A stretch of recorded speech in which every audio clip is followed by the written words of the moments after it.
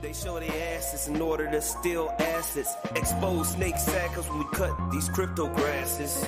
You better learn, homie, to protect these keys. Don't bend on knees, sucking off fake fool honorees. Nah, we tell the truth and it hurts. See the difference with a man hard at work or just a jerk.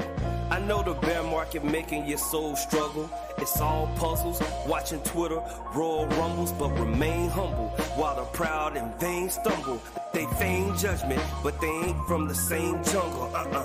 Round here, we the lions, tigers, and bears holding the holy grail. Yeah, crypto conciliaires. This is Pulse Nation, the dimensional safe haven. They could never break us. Phony financial fakers, I'm out.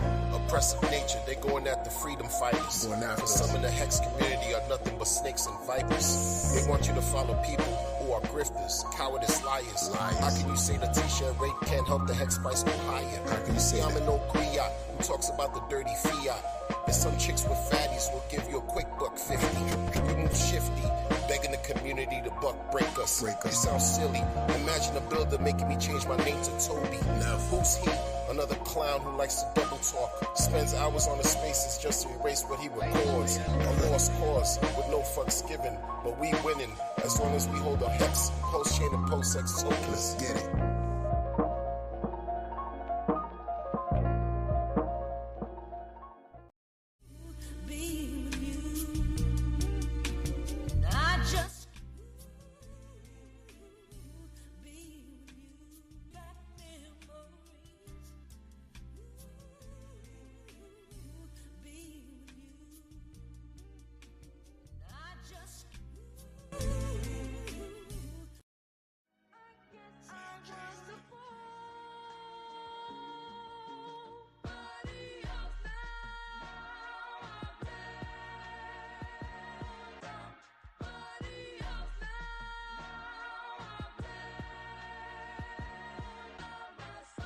Imagine you wake up and you're caked up. Your friends got their handouts cause you the oven baker. Betty Crocker meets Aunt Jemima without the head wrap. Disrespect, it's a rap. Get your head tapped with the Chinese acupressure. Meet Jamaica from Ocho Rios to Cuatro Cinco. I'm a staker. It's only right I invest in Hex. I got the voodoo in my DNA cause my bloodline royal. What? Every man, woman, and child leaves the toilet bowl soiled.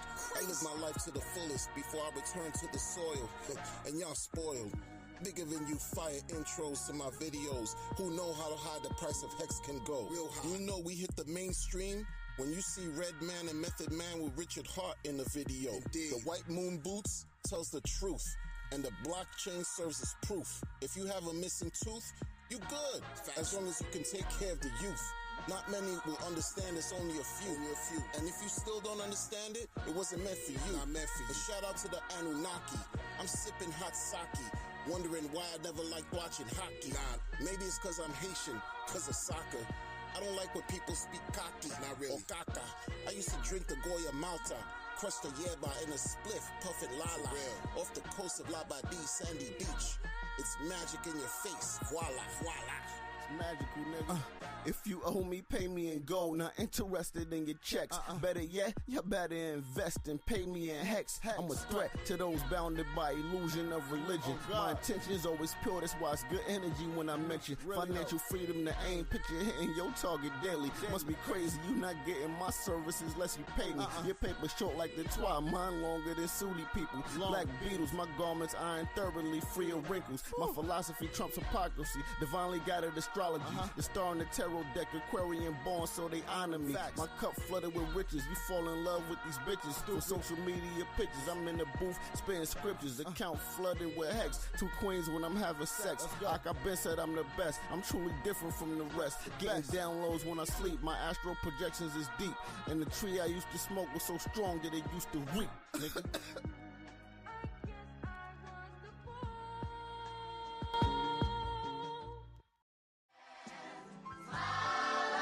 Kumbaya. Yes. Good people. There's something I'm gonna ask of you right now. You got to understand. Here we are.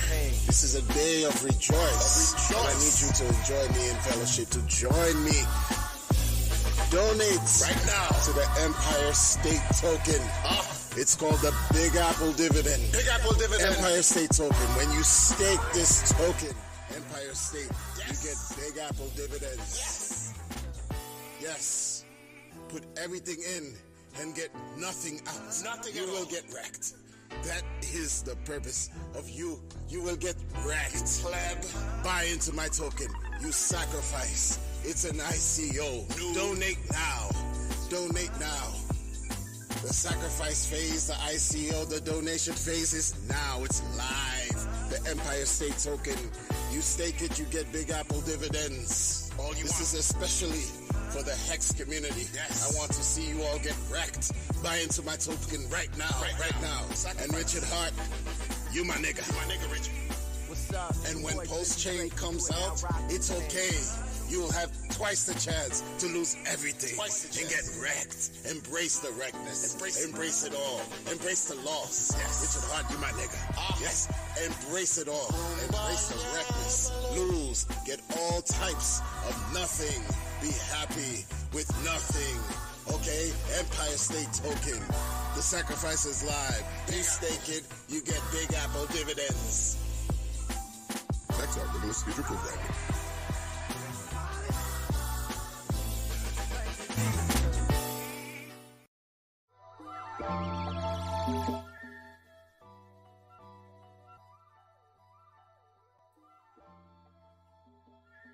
Yeah, another one. Round 2. Be Weezy already. You already know. Be Weezy already knows. Crypto Compassion. What's going on? Yeah, Red Glizzy. It's a Red Glizzy coin. You know, more talk, more rant. Who cares? That's what's going on. People crazy in these streets, man. Take a look, man. What part of the phase we at in this crypto thing, man? Well, you know that chart when it shows euphoria and then extreme morose, depression. What phase we at? Where do we fall on the chart? Man, I'm feeling irie. All right. Everything Chris. Shout out to the Caribbean, the fellow Jamaican, Trinidadian, all the people that speak patois in the world. Shout out to y'all. Haitian Massive, all of them. We already know. Shout out to the good people out there, man. Shout out to the good people. How about that? Not these grifters in Post Chain. No. No shouting out to them. And bad people. No, this is not for bad people. Bad people. Sweep them away. Sweep them. Sweep. Oh, witch broom. Sweep them. Witch with the big boil on her nose. Treat them grifters like that, man. Sweep them away, man. Dust them off. They gotta go. You know? What's going on, prospector? GM to you.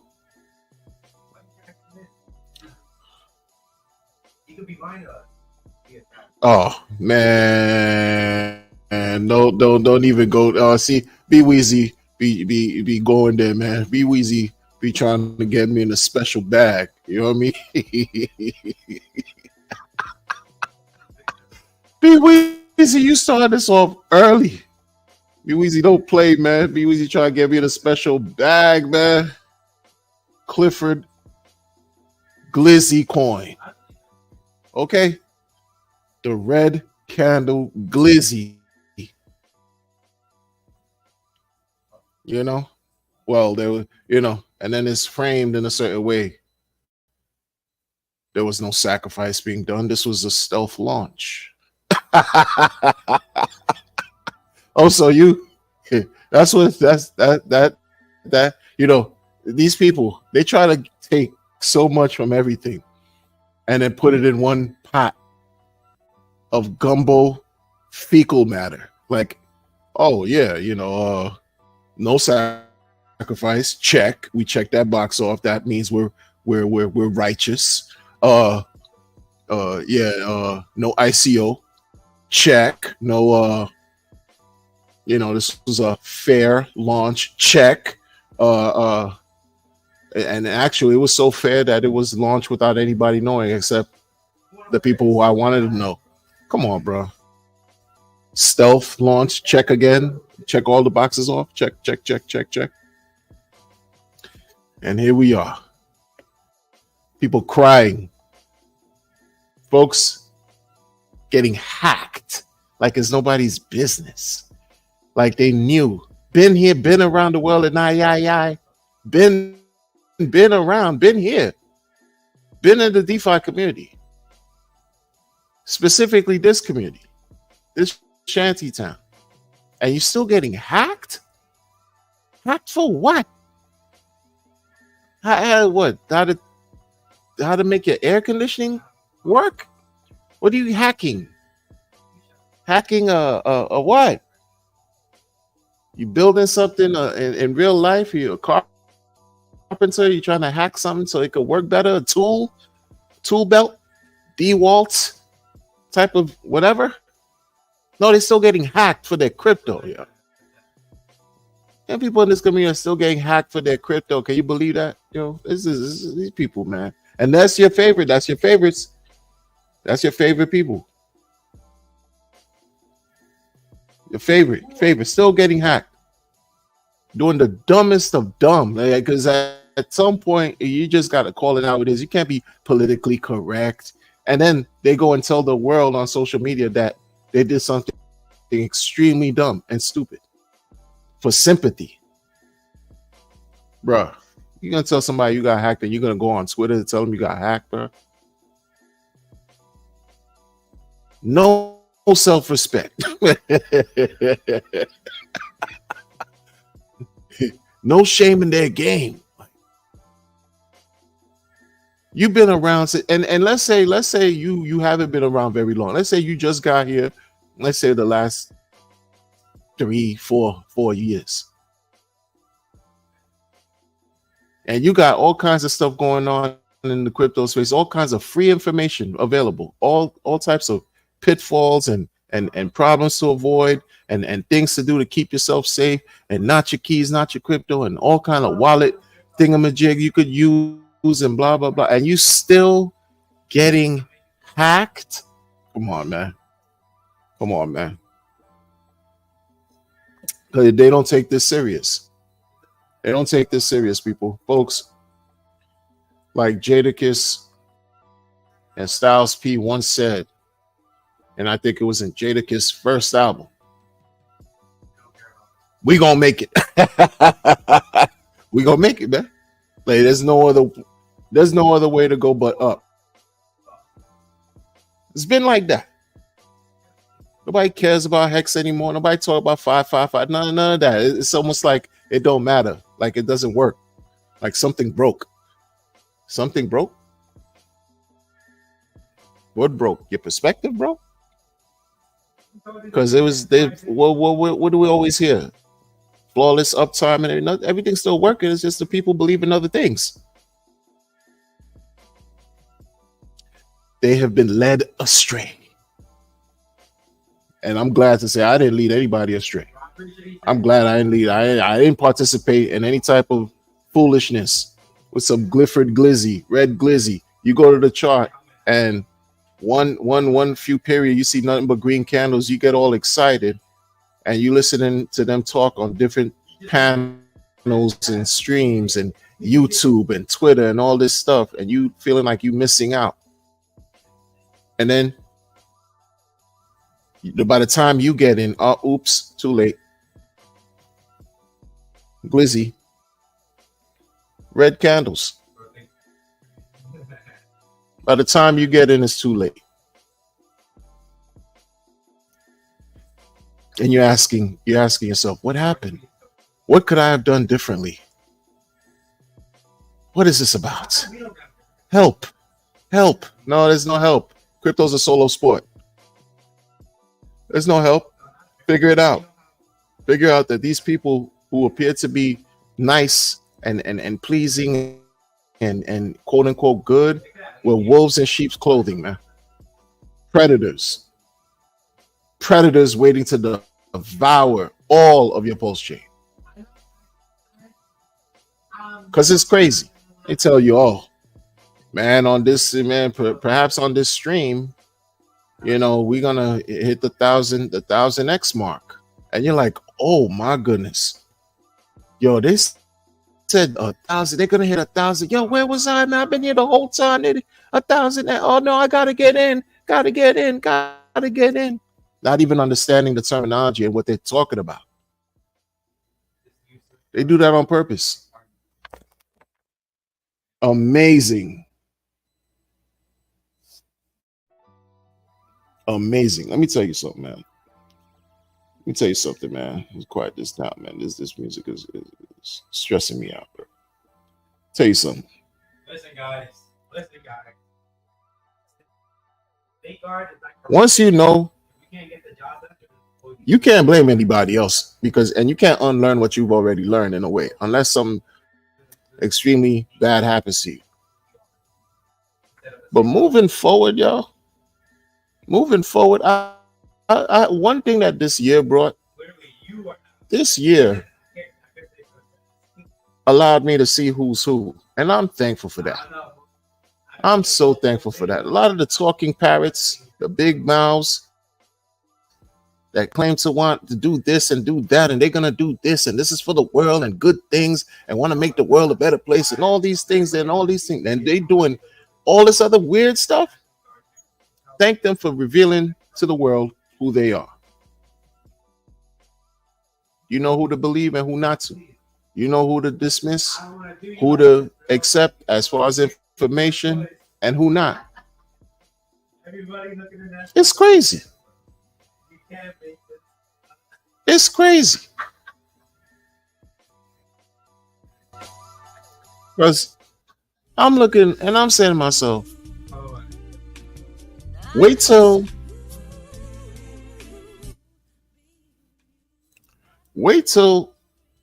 the bull comes and does what it's supposed to do. We're gonna see what's what. We're gonna see who's who. We're gonna see what people really do. We're gonna see. Because a lot of times folks are talking about some liquidity pool.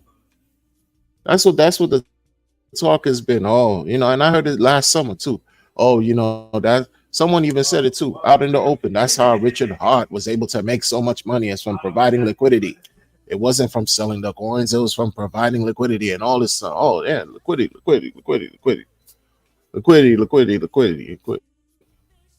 Right. You got some of your favorite OGs, the favorite coin founders, token. They don't even know how to do liquidity to this day. They're not thinking about no damn liquidity, no V3, nothing. No V4, 5, and 6. They're not thinking about any of that. Because once that number hits, they just gonna sell. They don't care who gets hurt. They don't care. On top of that, you got some alphabet law enforcement agency battling with the founder in court, the Pulse Chain founder in court. Price has been depressed for a long time, but people look at that as a bad thing. I'm not giving you financial advice, so you do you. You feel it's a bad thing, that's on you. You do you. When you watching other people make certain plays, they're making plays, trying to figure out how to DCA or whatever. Then you got another faction of people they label as a cabal. And like I said earlier, you could tell who's who. You could tell who's in the cabal. Even the ones who don't want to admit it and pretend like they're not. You got the inside of the inside. You got the inside scoop. You got the information. You got the exclusive intel. Everybody's for themselves, man. Some fools recently launched a coin, yo. They launched a coin, and there was like insider stuff going on. And even the insiders of the insider, even certain insiders got fleeced. Hey, could you imagine that? You in the inside already, and then you still get rugged because dudes launched another contract address. That's the level of shenanigans that we're talking about here. It's disgusting. That's why you gotta be safe. You gotta be safe. If these coins matter, you gotta protect them. Safeguard yourself and not expose yourself to weird activities and messages that people are telling you, man. I'm gonna hold a red glizzy coin because this coin is gonna help burn the eye glizzy, and then when the eye glizzy burns and then removes the main glizzy, like come on, bruh. What are you talking about? It's all glizzy. What are you talking about? It's trash. You know, I don't care. Like some people say, oh well, I'm building, you're not. What are you doing? I'm talking, I'm ranting. I don't care what you think. You know what I'm saying? I don't care what anybody thinks.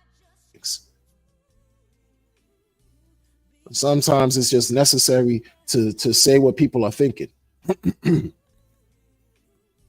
so that some people won't feel like they're crazy. Yeah, for real, man. For real. For real. Jay everything. What's going on, man? Jay everything. I didn't even know he spit like that. I saw your video a long time ago, like not too long, relatively, maybe a month or two ago. Fire. Gratitude. There's some MCs that could flow. Nice, I've heard in the community. Thank goodness for that. That lets me know that the information is touching people, man. It's touching people of all walks of life, and even MCs. I don't know about like other people, but I'm hearing some nice art being done by you know what I'm saying. Westcott does music, even though he flows, but he does music in that sense. Jay everything, spitting bars, and even quiet and as kept. Like Thoughts Child did a freestyle that was like, oh, this is what you do in your time off, Thoughts. This is what you're doing. You're flowing. Your freestyle, just anything you see, you spitting, and it's making sense, and it's fire. Oh man, I didn't know. I didn't know. Like, oh, okay, check. You're all right, all right. Disciple got on the track with me and did his thing, man. They feigned judgment. Wow. That word just when I heard, I was like, yes, this is what I'm talking about. Alliteration, right? Vernacular. Man, well, this is what we doing, man. This is what we doing.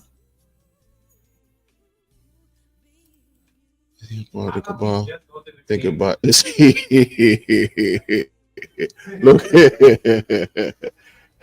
this guy Jamal salute. He says, "Is he drawing part of the cabal? Think about buying the." Listen, man. Look, I don't know. When I think about cabal, I'm thinking about individuals. As far as cryptos, I don't know. I can't give. I know you're not asking for advice, but I can't give any advice. Coin critic, what's up? What's up? Yeah, man. Is he drawn part of the cabal? Well, Hedron is Hedron. Hedron, everything with Hedron, it's like quiet for Hedron right now. They're trying to revive with some Clifford Glizzy. They're trying to do the Glizzy protocol to revive Hedron's sister, glycosa, and they're trying to, revive, resuscitate. You know what I mean? So we'll see how that goes. With those things, Hex is down. So anything tied to Hex is like, wah, wah, wah, wah. They act like that's not the reason. Like we all here. These people act like this is not the reason that everything all of this stuff. We come on, man. Amazing. Even the people that were beating the drums in the beginning, beating the drums, they've since became turncoats, jump ship, right? And doing other things and trying to tell you that what they're doing matters more than what Richard created. Hmm, hmm, hmm, hmm.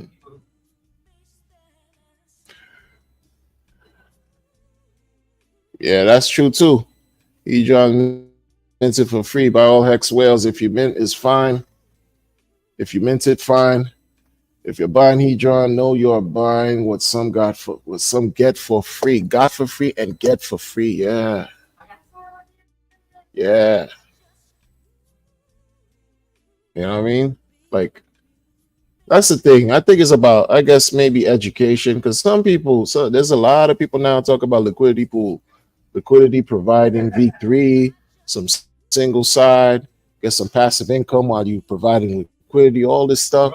And then when you get your single side and you do it the right way, you're able to sell into the tokens you want to buy, you want to hold, versus being a Clifford the Glizzy coin and creating red candles. People don't have the patience for providing some liquidity and waiting, and if folks don't have, you see this is why these charts showing you people don't care. It's chart after chart after chart after chart after chart after chart that is down and to the right, down and to the right, down and to the right. The people don't care. They don't care about providing liquidity, right? They don't care. People don't care, man. They're waiting for a certain number to hit, just like many other people are waiting for a certain number to hit. And when they keep cheating these charts and selling, we're gonna wait a long time for things to really stabilize. Like I said before, January we had that pump, and people lost their minds for a second, including me. Mad happy, of course. Why not? Celebration. Pulse Nation had a historic live stream. Historic. Haters from all kinds of communities were even outside the Pulse chain saw the stream. It was just, but you saw what people did once the thing hit above SAC. The thing went above SAC. People sold.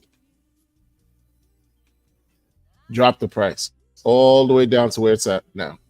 Months, what? 4 months later, 4+ months later. Yep. People sell. People sell.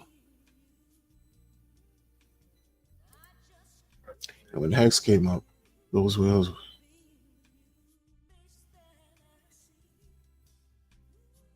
100%. 100%. I used to like talk about Hedron a lot or like it and you know its cousin Glycosa. I don't, you know what I mean? Like I'm like, yeah, all right, good for y'all. Yeah, keep doing you. Alex is like supposed to have been, I think last I heard, 7-8 months ago, he was working on a new version, like a version upgrade or new version of Icosa Hedron to be able to use Ethereum Icosa onto Pulse and Ethereum Hedron onto Pulse chain, whatever. But that was before Richard Hart sent that nuclear bomb of a text message talking about the community chose PHEX over EHEX.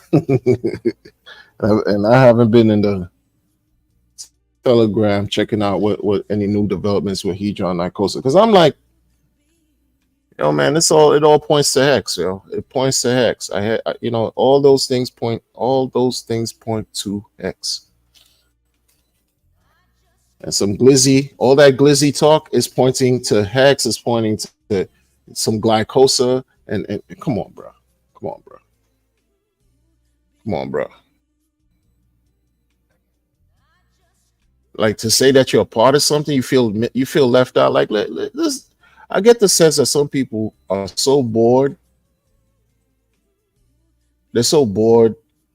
They're trying to attach themselves to something, to give them meaning, and especially in this crypto space where it's just like at any point people could make a mistake. You could get rugged. Everything is just like landmines everywhere, proverbial landmines everywhere. Things could blow up in your face. You want to attach yourself to, something successful and say you're doing something, because if you're not doing anything with your life, you're looking for something to do, but they're not representing very well. A lot of these people, they talk about, oh, they retired off of X, and all they do is spend time on Twitter and talking about some Glizzy Coins.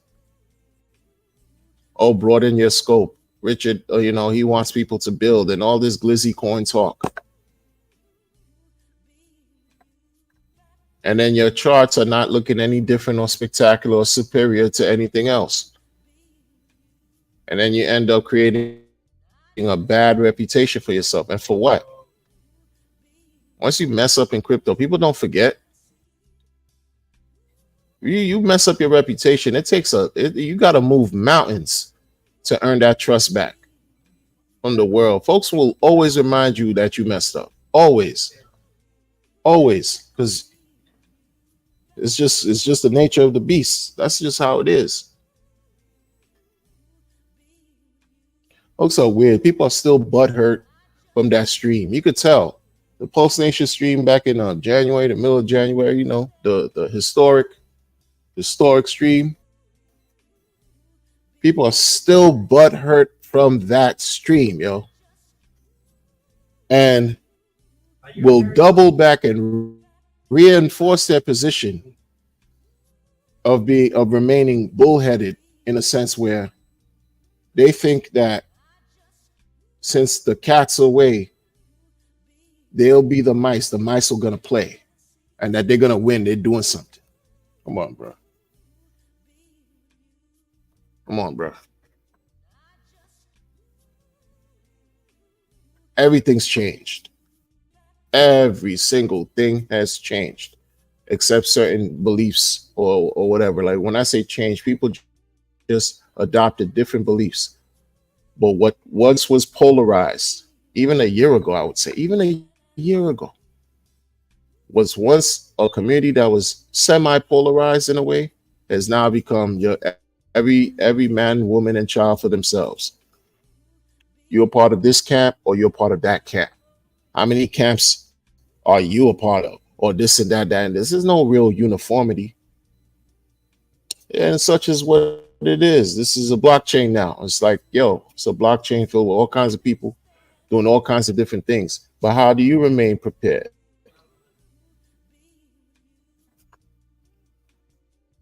How do you remain prepared? Sacrifice this, that, donation, raising money for weird things. All this money that was raised, yo. Hundreds of millions of dollars were raised in these sacrifices, right? Out separate from Pulse Chain and Pulse X. And where's everything at? Where's it at? Right.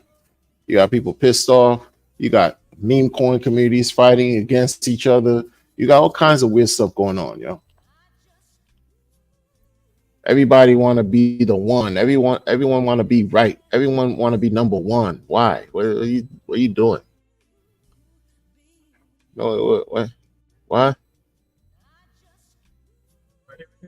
Takes time.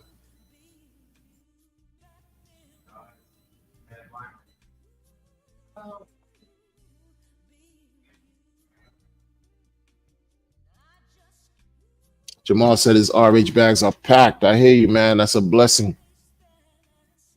Most people don't know anything about RH or the bags you're talking about.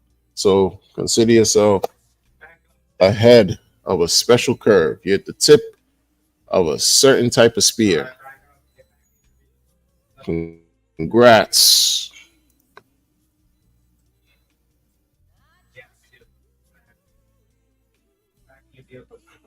Ultra says, try critique something that grift people and not Hedron or Icosa.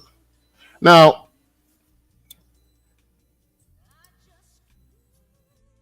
try critique something that grift people and not Hedron or Icosa.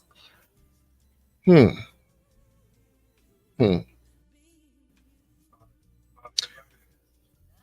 I'm wondering, did I even mention anything that's grifting that related to Hedron and Icosa? Did Hedron and Icosa grift anything?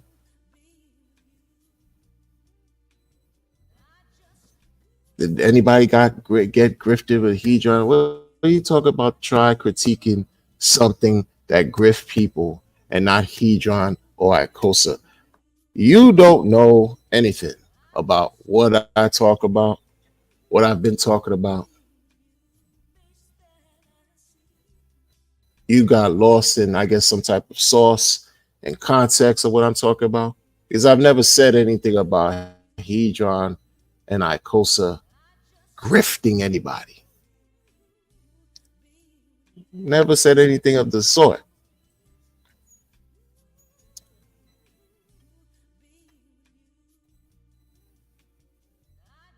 You know, try critique. Let me put you up there for a second. Let's talk. Let's focus on this right here. Try critique something that grift people and not Hedron or Icosa. I want to ask y'all again. Did I say Hedron and Icosa grifted anyone? Or is it because you may have a bag and you feel a way? You feel a way that, prices are not where you'd like them to be? That's in general. Never said anything about Hedron and Icosa grifting anything. Mm-mm. No. What I did say was Hedron and Icosa is dependent on the success of Hex because they're both bonded to the T-share rate of Hex. What are you talking about? Try critique. Man, people don't even, you just want to talk. You just want to be included in something.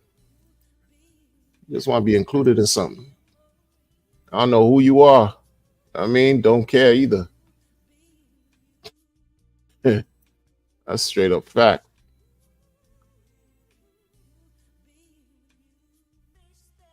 I don't know who you are. I don't care.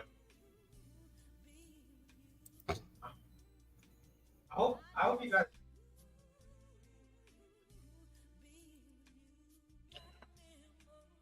You know what I mean?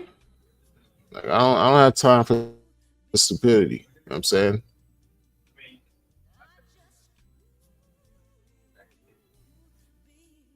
Yo, talk about like for real. What you being, you know what I mean? Like for real. Got defensive and all that. Nobody said anything about some heat. You know what I mean? Like, what are you talking about? What are you talking about? This is what I'm talking. Look, the energy is so misdirected, right? The focus is misdirected. Like nobody said anything about Hedron Nicosa grifting anything or nothing of the sort, man. In fact, in fact, like this is the thing. People are building. You got your builders building. They got the spackle. They got the compound, the tools they need, right, to build whatever glizzy coin they got going on to try to support some Icosa. That's what they're doing. That's what they've done. They can't even explain it to a 5-year-old to understand what they're doing. That team, that's what they're doing. They can't even explain it to a child.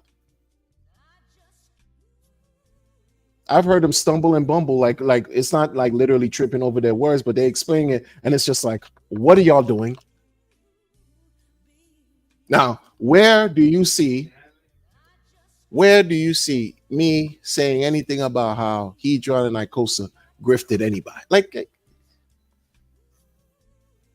you got a bag and it's down, and you down bad. It is what it is.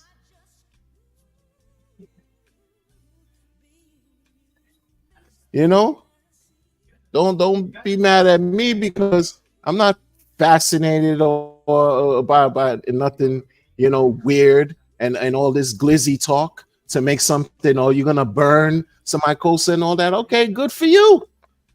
You know what I mean? What does that have to do with Icosa and Hedron doing anything to hurt people? It hasn't done nothing. The charge is still there, right? It's still there. It's still there, right? Yeah. Auctions and all that. All that stuff stopped. All that stuff stopped. I didn't say nothing about it being a grift, though. All that stuff, all that activity. No one talks about some auctions anymore. Why do you think that is? Why do you think they have now a Glizzy Coin to try to enliven and resuscitate situations over there? Why do you think that is? Right? And people weird, bro. This is exactly what I'm talking about, man. This is that type of energy. That type of energy that persists, that you find here.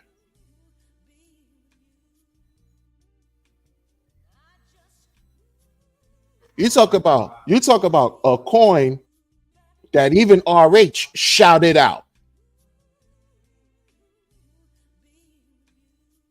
2 years ago.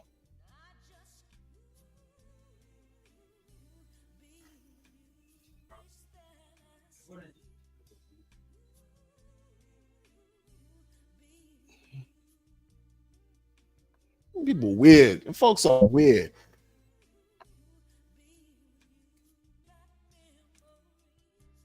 Missing the whole mark. Missing the whole mark, yo.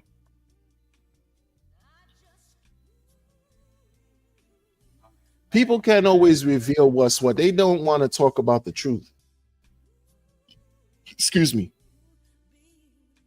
They don't want to listen to the truth. They don't want to even, recognize who they are when they look in the mirror. They put on makeup to cover who they really are, yo. That's how fake people are today, yo. They want to go under a knife to have some type of augmented surgery done, plastic surgery, blah, blah, blah, because they do not like what they see. They do not like themselves, yo.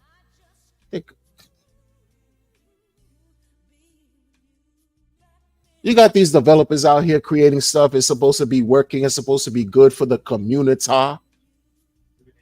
When you make a mistake, you think some of them are so stuck in themselves. They're so self-absorbed. So self-absorbed. Some of your favorites, they'll never admit when they mess up.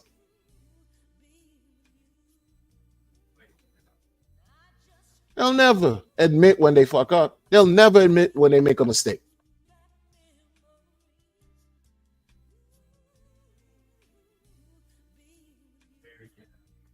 And it's supposed to be some viewer watching me tell me about critique. Man, you really don't know. You have no idea. You have no idea. And no, but it's necessary because when you hear the thoughts of these people, right? This is because everybody's sensitive. Hey, don't talk bad about my bag.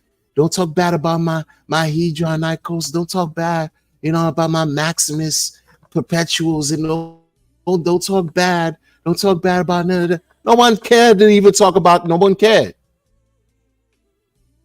No one cared. You saw about those coins. Go talk about it. Go to the Telegram group.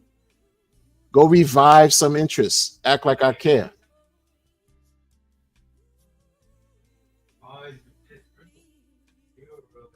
Act like I can. What's crazy is I got coins. I got those coins in places I forgot. Like I do crypto for real. Like I do crypto for real. I got crypto in places I forgot.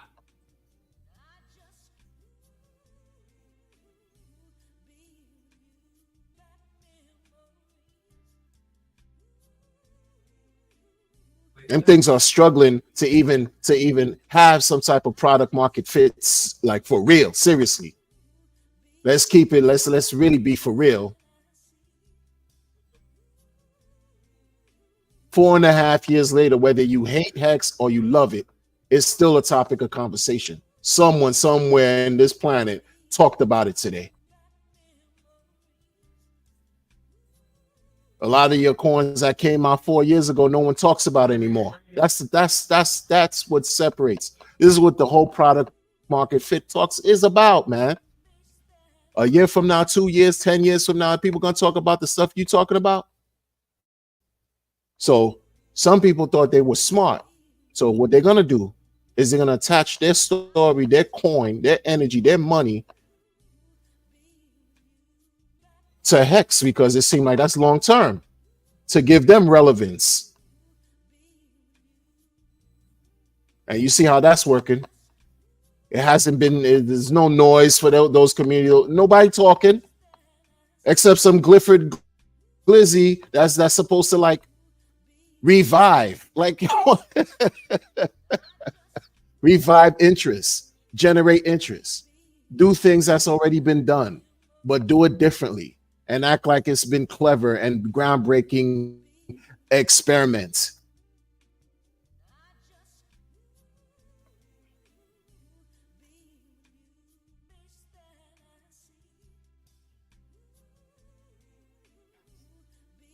I mean, like, you people crazy, man.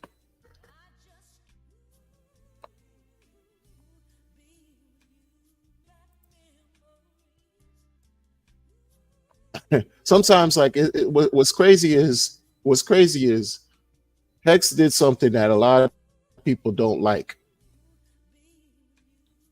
A lot of people just don't like the fact that it did something that people don't like. It did many things that people don't like, and it's still doing things that people don't like. It exists. It exists. And people don't like that. The fact that it exists.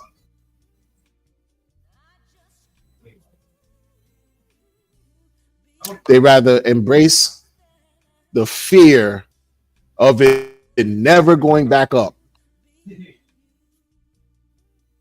They rather embrace the fear of it never going back up, knowing otherwise, knowing so many other things to support otherwise.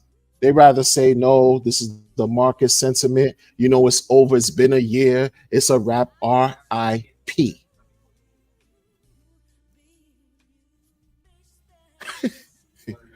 A lot of people, like I tell you, like, they just don't respect cycles. They don't. I don't even know if they're unaware, but they're unwilling to be aware. So they say, forget it. It's done. All of you people that did 15-year stakes, how's that working out for you? You're losers. That's the narrative.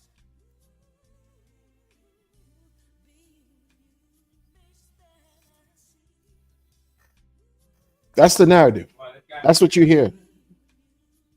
There's no zoom out. There's nothing about talking about zoom out long term.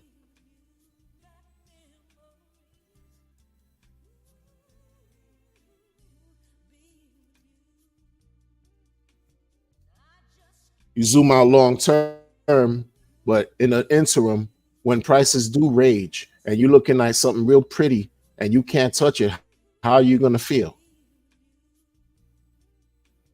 Well, it was still up to you. Who figured it?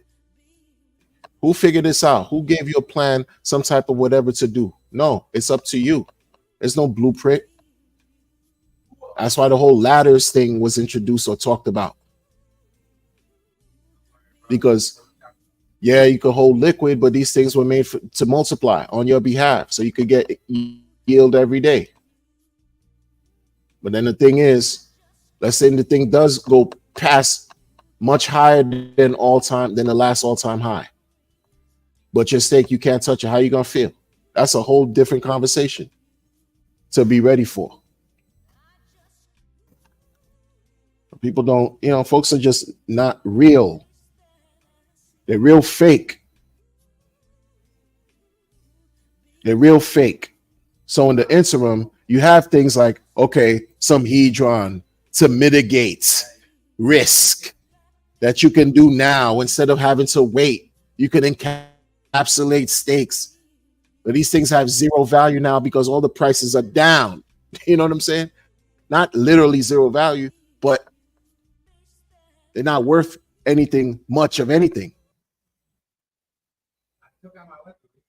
Because the prices are down, everything down, everything down. You got Gary Gensler. Yeah, hovering. Nobody knows. Most people are scared. They don't know. They just don't know. They allow themselves to be scared. For what? I don't know. And you got weird people talking about, coming in the chat talking crazy, man. Come on, bro. Bounce. On time for you, man. Talking real quick. Ultra. Out of here, bro. Get out of here, bro. Disciple, what's up, man? Hope all is well with you, man. Just another person running their mouth before listening. Exactly. Ignorant.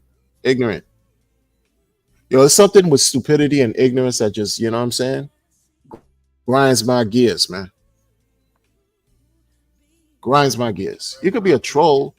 I understand it's cool. But like when it's just something else, another level of just sheer stupidity. Bounce. All right, Tin Top, what's going on? He said, I'll be back. DJ Cryptomatic, what's up, man? He said, Bitcoin tapped 70K. What we doing? See, this morning it was hovering around 67. Look at 70K. What we doing? Exactly. But people want to tell you it's a wrap for Pulse Chain. Oh man. Right. And don't forget the PLS, PLSX derivative tokens. Exactly. And ink. Yo, folks are so upset that Richard Hart didn't identify their coins as meme coins. Why would he identify, like he's gonna identify his coin, like I don't get it, yo. People are really hurt that Richard is not acknowledging them and their memes and the meme coins. Why does that even matter? Do good work. Who cares about recognition? It's the same way I feel about Richard when he was trying to get everybody to respect him and everybody to like him and all these things like, yo, you've already proven, you went beyond proving yourself. And no one wants to give you any kind of recognition, they could kick rocks. Same thing with everybody. Like, yo, everybody try to win the favor of somebody. Like, why? When you know what you're doing is successful and it's working, let it do its work. It's already built. People will come. They will. And it's better that way because when they recognize what it is in such a natural way, they're going to look for you. And once they understand and learn, who is the originator, who was the person who even the architect of all of this, and then there'll be a different situation. And then you'll have a community of people, real believers, who are going to give you the props that you deserve, the real recognition that you deserve. Let it be real and pure, not forced.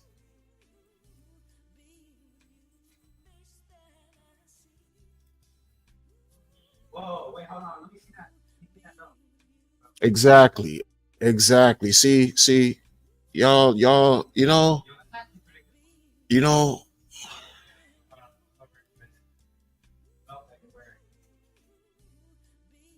Exactly. That's what's been going on. But see, people don't, literally folks don't care. Folks really don't care.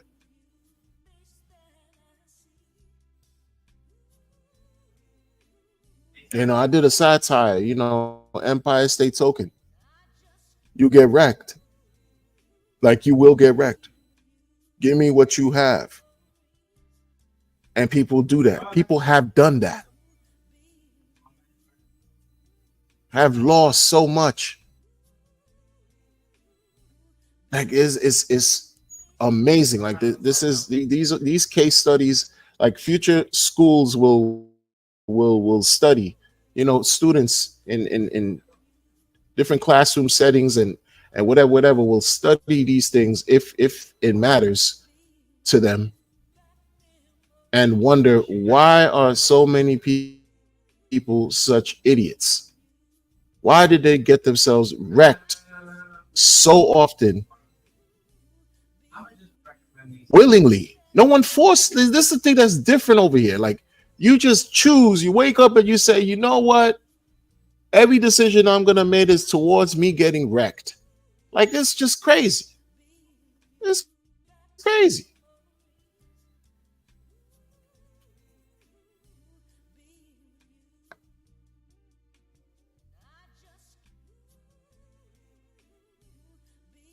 You know? Everybody greeting each other.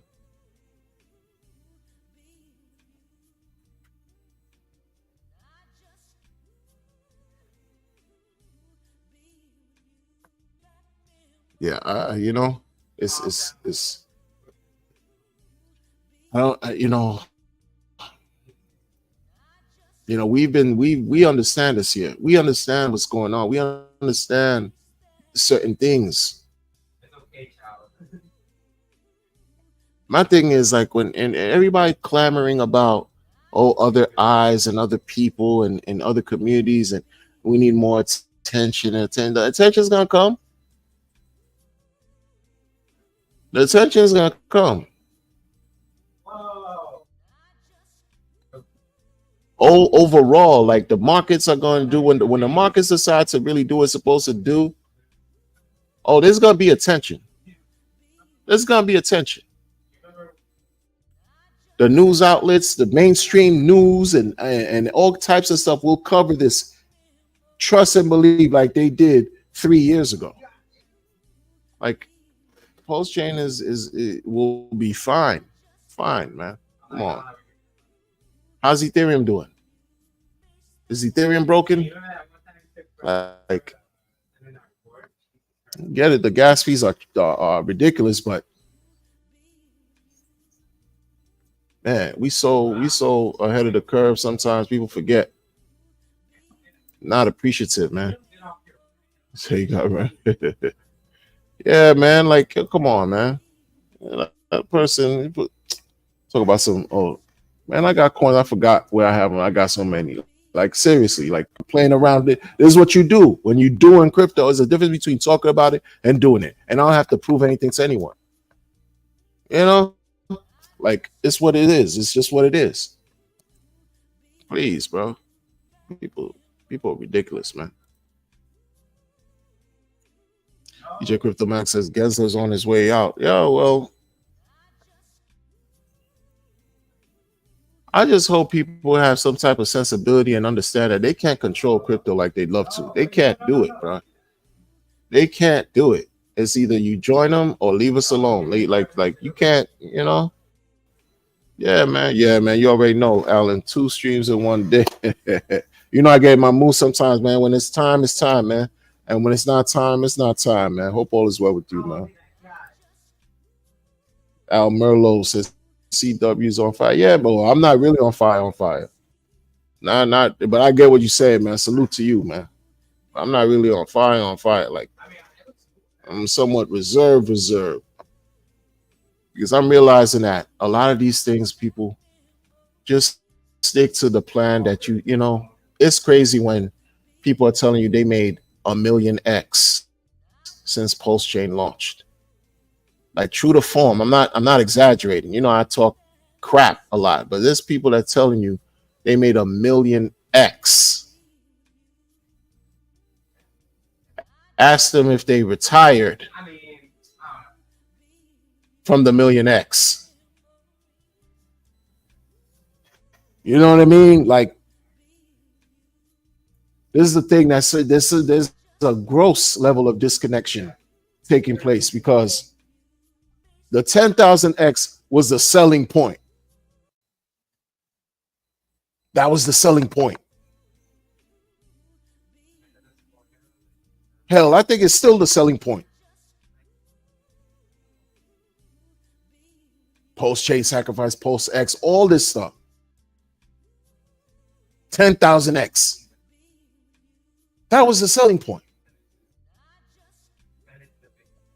Okay? And then, now we here. Started from the bottom, now we're here.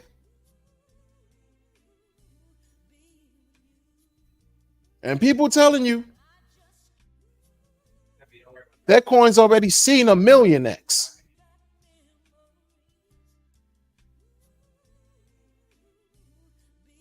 And will still be ungrateful SOBs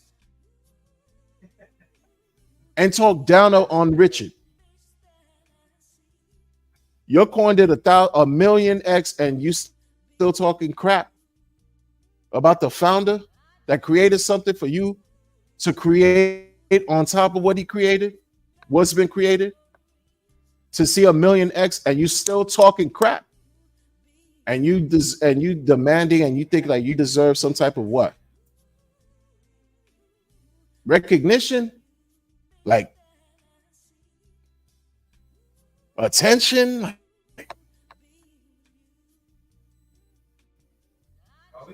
The levels, because this is completely weird to me. It wasn't Pulse that did a 10,000X or 1,000,000X. It wasn't Hex that did 1,000,000X. It wasn't Pulse Chain that did 1,000,000X or Pulse X or Inc.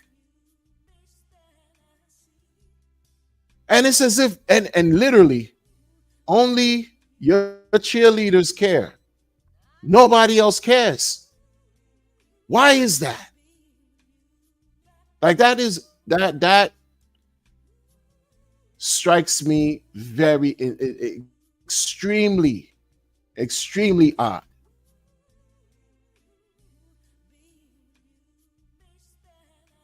You got coins that did 5,000X, 250,000X, and the world doesn't care. Forget about the world. DeFi doesn't care. You're looking at the amount of market makers in these coins, and you're like, this is it. This is what you got. You combine all the liquidity from all the pairs, and you're like, this is what you're working with, and still want to talk crap about RH.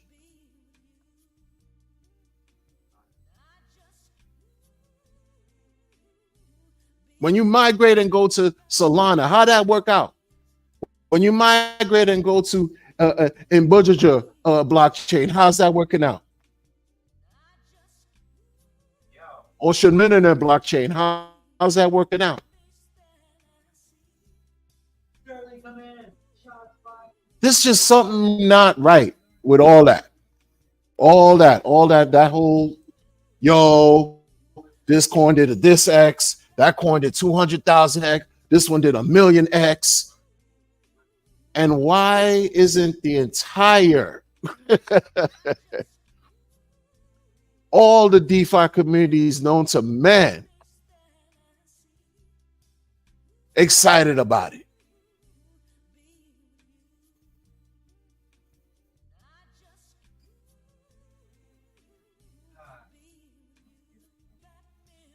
It's easy to say, oh, it's because people are unaware. It's easy to say, oh, it's because we're early.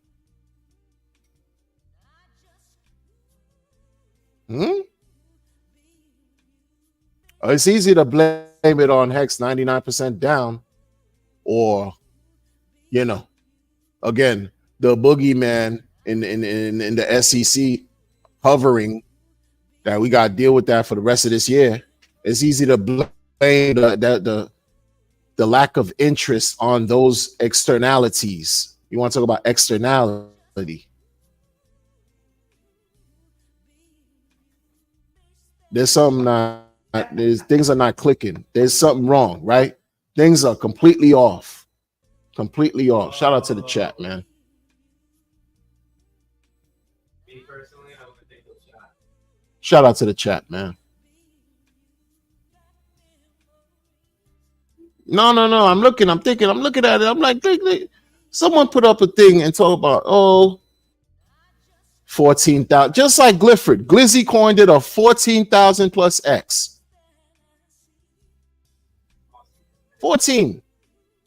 You would swear, right? You would swear like, oh man.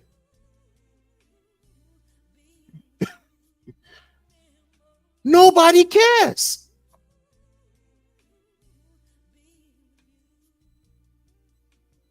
No, you seriously, folks. Like 10,000. If no one knew about Hex, no, nobody knew about Hex or whatever. You just came into this thing. You didn't 2021, the post chain, the last half of the year. 2021 post chain sacrifice, all this stuff. You didn't know about no Hex. You didn't stake nothing. You didn't even own Hex. You just sacrificed. Some people that just sacrifice for Pulse X only.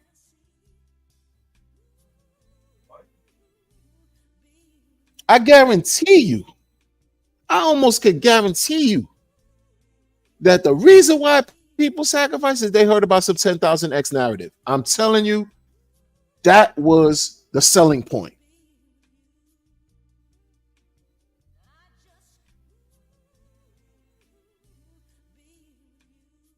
Because the beginning, it was like, oh, Hex better than Ethereum. Ethereum did not better than Ethereum, better than Bitcoin. Ethereum did 10,000x in 2.5. That was the selling point. That was so crazy and bizarre. People like that is never going to happen. That will never happen to a Hex, to an ERC20. That can never happen. Blah, blah. It happened. And so that was the motivating factor. People don't want to lose out on that again. So here you have it now. You got communities here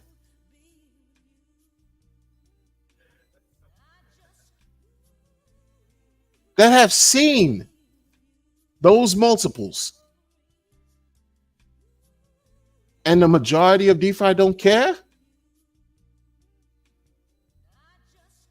I'm telling y'all, like, this is the Twilight Zone. I don't know what this is. I don't know what's going on. I can't even call it. It's just bizarro world. Like, I don't know. I don't even know, y'all. I don't even know. Salute to the chat, man. Everybody in the chat. Crypto Gains Club, laughing. Cryptomatic saying what's up to Crypto Gains Club. Alan Visit May. Saluting everybody. Disciple saying they're shitty meme. Bong bong. Oh, bang bang. Bang bang bong bong. DJ and Dougie, what's up, man? Bang bang bong bong. Let the market. Exactly. Let the market. The market's gonna market. No one person controls the market. The market's gonna market. I don't care about these red candles though. Like these things that this. Let me rephrase that. Because if I'm doing a certain type of strategy, I don't want to be, I got limited monetary energy. I don't want to apply it or buy things when things are soaring high prices. Now I'm chasing a green candle, acting like I'm doing something. I'm wrecking myself because at some point while I'm chasing the green, someone's selling that green top, like Glizzy, and then what happens? Y'all chased it, like not everybody here. I don't know, but people chased it because the market the chart shows you, folks went from 2 cents all the way up to 16 in a matter of like 4 or 5 days. And then once one of your favorite influencers went on Twitter and made a post about it, alluding to like he missed out on the early gains because he got in at 2 cents and said he caught an 8x. What happened to the Glizzy chart? People sold. And they're struggling. I try to meme battle their best. I got blocked. They're actually not about that.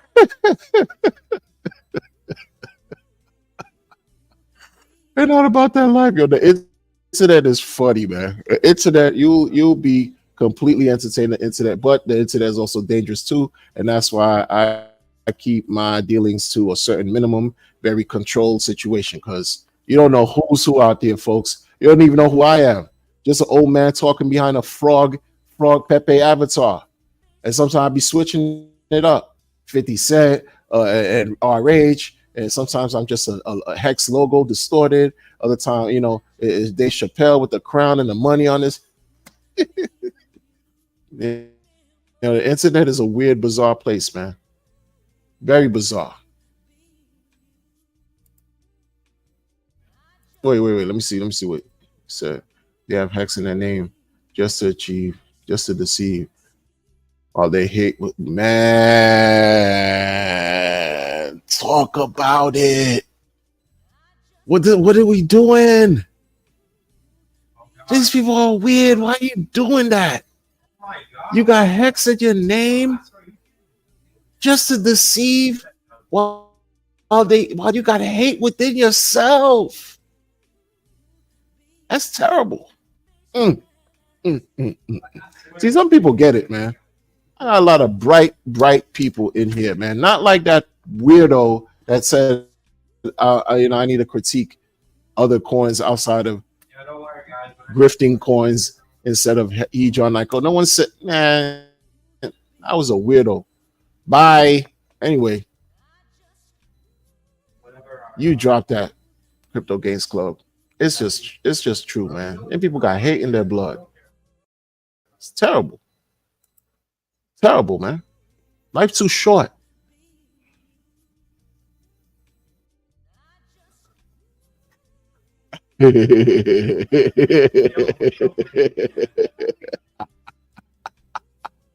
Yo. Tin Top. Tin Top's out of control, man. DJ Bomber, what's going on? DJ Cryptomatic said Tin Top, that shit might be kind of hot. Y'all are out of control in the chat, man. Y'all are out of control, man. Y'all are out of control, man. Coin Critic says,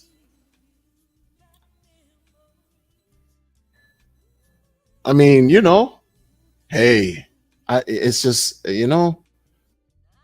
sometimes I learned a long time ago, too much of anything is not good for you, right? Now everything is saturated. Like, so, might have to test that theory, man. More meme coins de jour won't add to adoption. I hate you. My thing is, I mean, like, the 10,000x narrative was. Wait, let me say hello to Dr. D-Raj Moore. I got 2 doctors in the chat, man. How blessed am I, bruh? We got some Dr. D-Raj Moore and some Dr. Disciple, man. Yo, this is a blessed day, bruh. Like, for real, man. You gentlemen, I hope are doing very well in your travels everywhere you are on this planet rock called Earth. Salute, man. Salute to everybody in the chat and best wishes to everyone in this chat, man. We got brilliant minds upon brilliant minds here, man. Man, I'm fortunate. We're all fortunate. Grateful.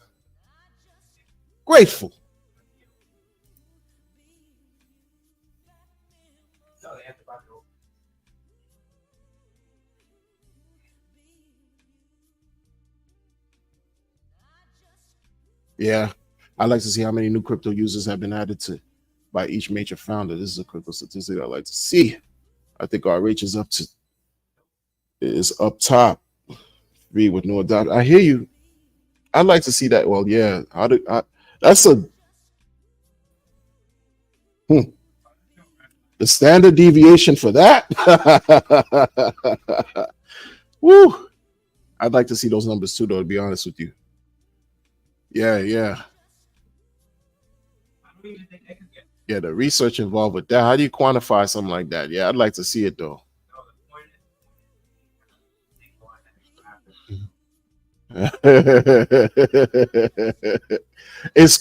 But see, this is the thing. It's true. Nobody cares. Like, And I have to ask myself, like, why does no one care? Except they're cheerleading, except people involved. Outside of that, nobody cares. Why?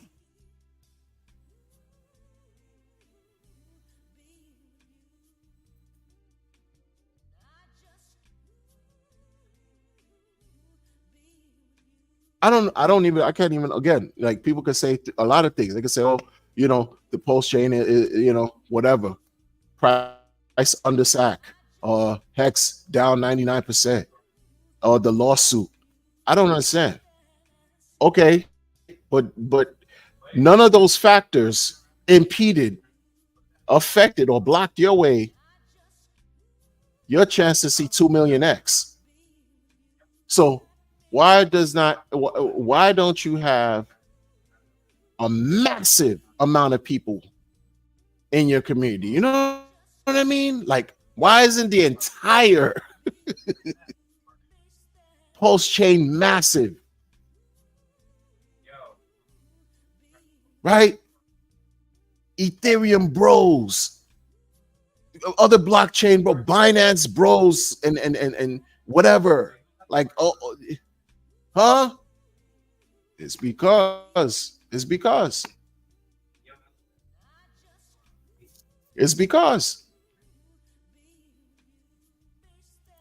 you got it, Coin Critic. Likewise, man. You've been an avid staunch supporter. Appreciate you and everyone here. Appreciate all of y'all. 100%, man. Y'all keep me motivated to do it too. Keep me motivated. But that's something that I'm gonna talk about in my next stream, yo. Glizzy Coin. 10 million X. Yo, there's coins that did thousands of X's. I'm telling y'all, and like no one cares. Not literally no one, because they have a community. That's how I was able to do what it does. But still, like, I don't see that bubbles guy, that crypto bubble weird guy that disrespected Hex and Post Chain and whatever when the pump was happening and everybody got at him. Y'all paying Crypto Bit Boy, y'all paying him, right? Weird activities with some bro. Meanwhile, the haters in the community, haters that hating each other, hating on RH, your coins are doing so well, and the massive, the mass population doesn't know about it and doesn't even care. That says a lot to me. That says a lot. People, there's something missing. There's something missing. There's a lot that's missing here, because there's a lot that's missing here, y'all. Gave you an opportunity. You talk about it, and it reminds me of RH with the Giving Tree thing. He gave you an opportunity. All of us an opportunity to do all that. And then some of y'all have seen massive X's and you still want to talk trash against RH? Like, I don't know.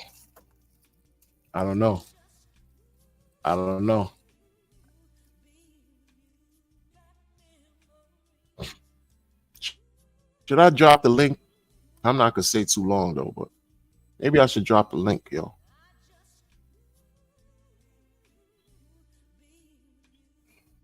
Drop a link, but it's an afternoon show.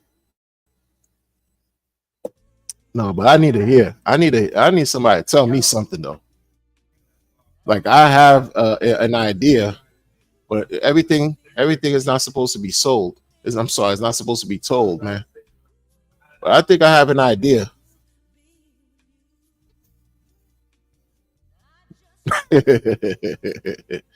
He said, we'll recover when the grifters get bored and go back to Solana. I hear you.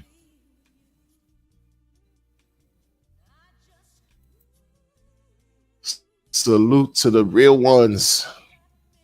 Al Merlos. Salute to you, man. DJ Cryptomatic said the game is to be sold, not told. Daniel Moore said, live again? Yeah, man. I get in my moments. No, but I'm thinking, like, really think about this. Is like real strange to me. I might have to drop a link, man. Might have to drop a link and get somebody's thoughts. Maybe like what's this about, yo? Like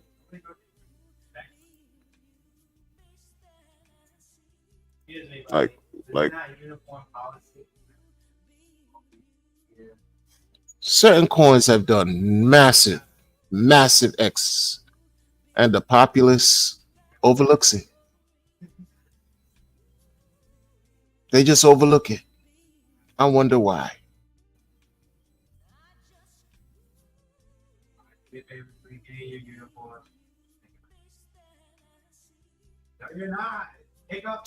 It's weird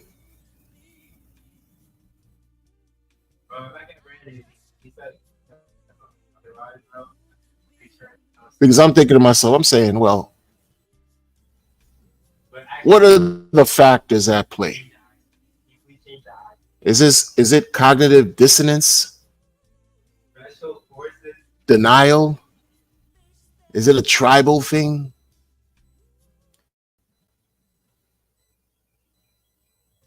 That's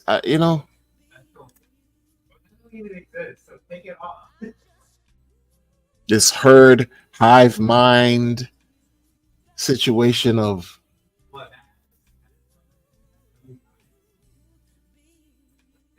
I don't get it.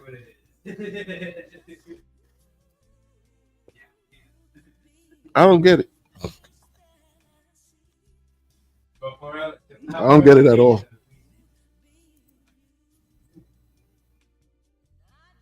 Because that's just foul. There's some type of misstep taking place here. Well, let me see the post. There's a post, yo. Like there's an actual post of this. I saw it on Twitter of coins that did remarkable X's and that nobody cares about. Like except their communities. But I'm saying to myself, well, huh?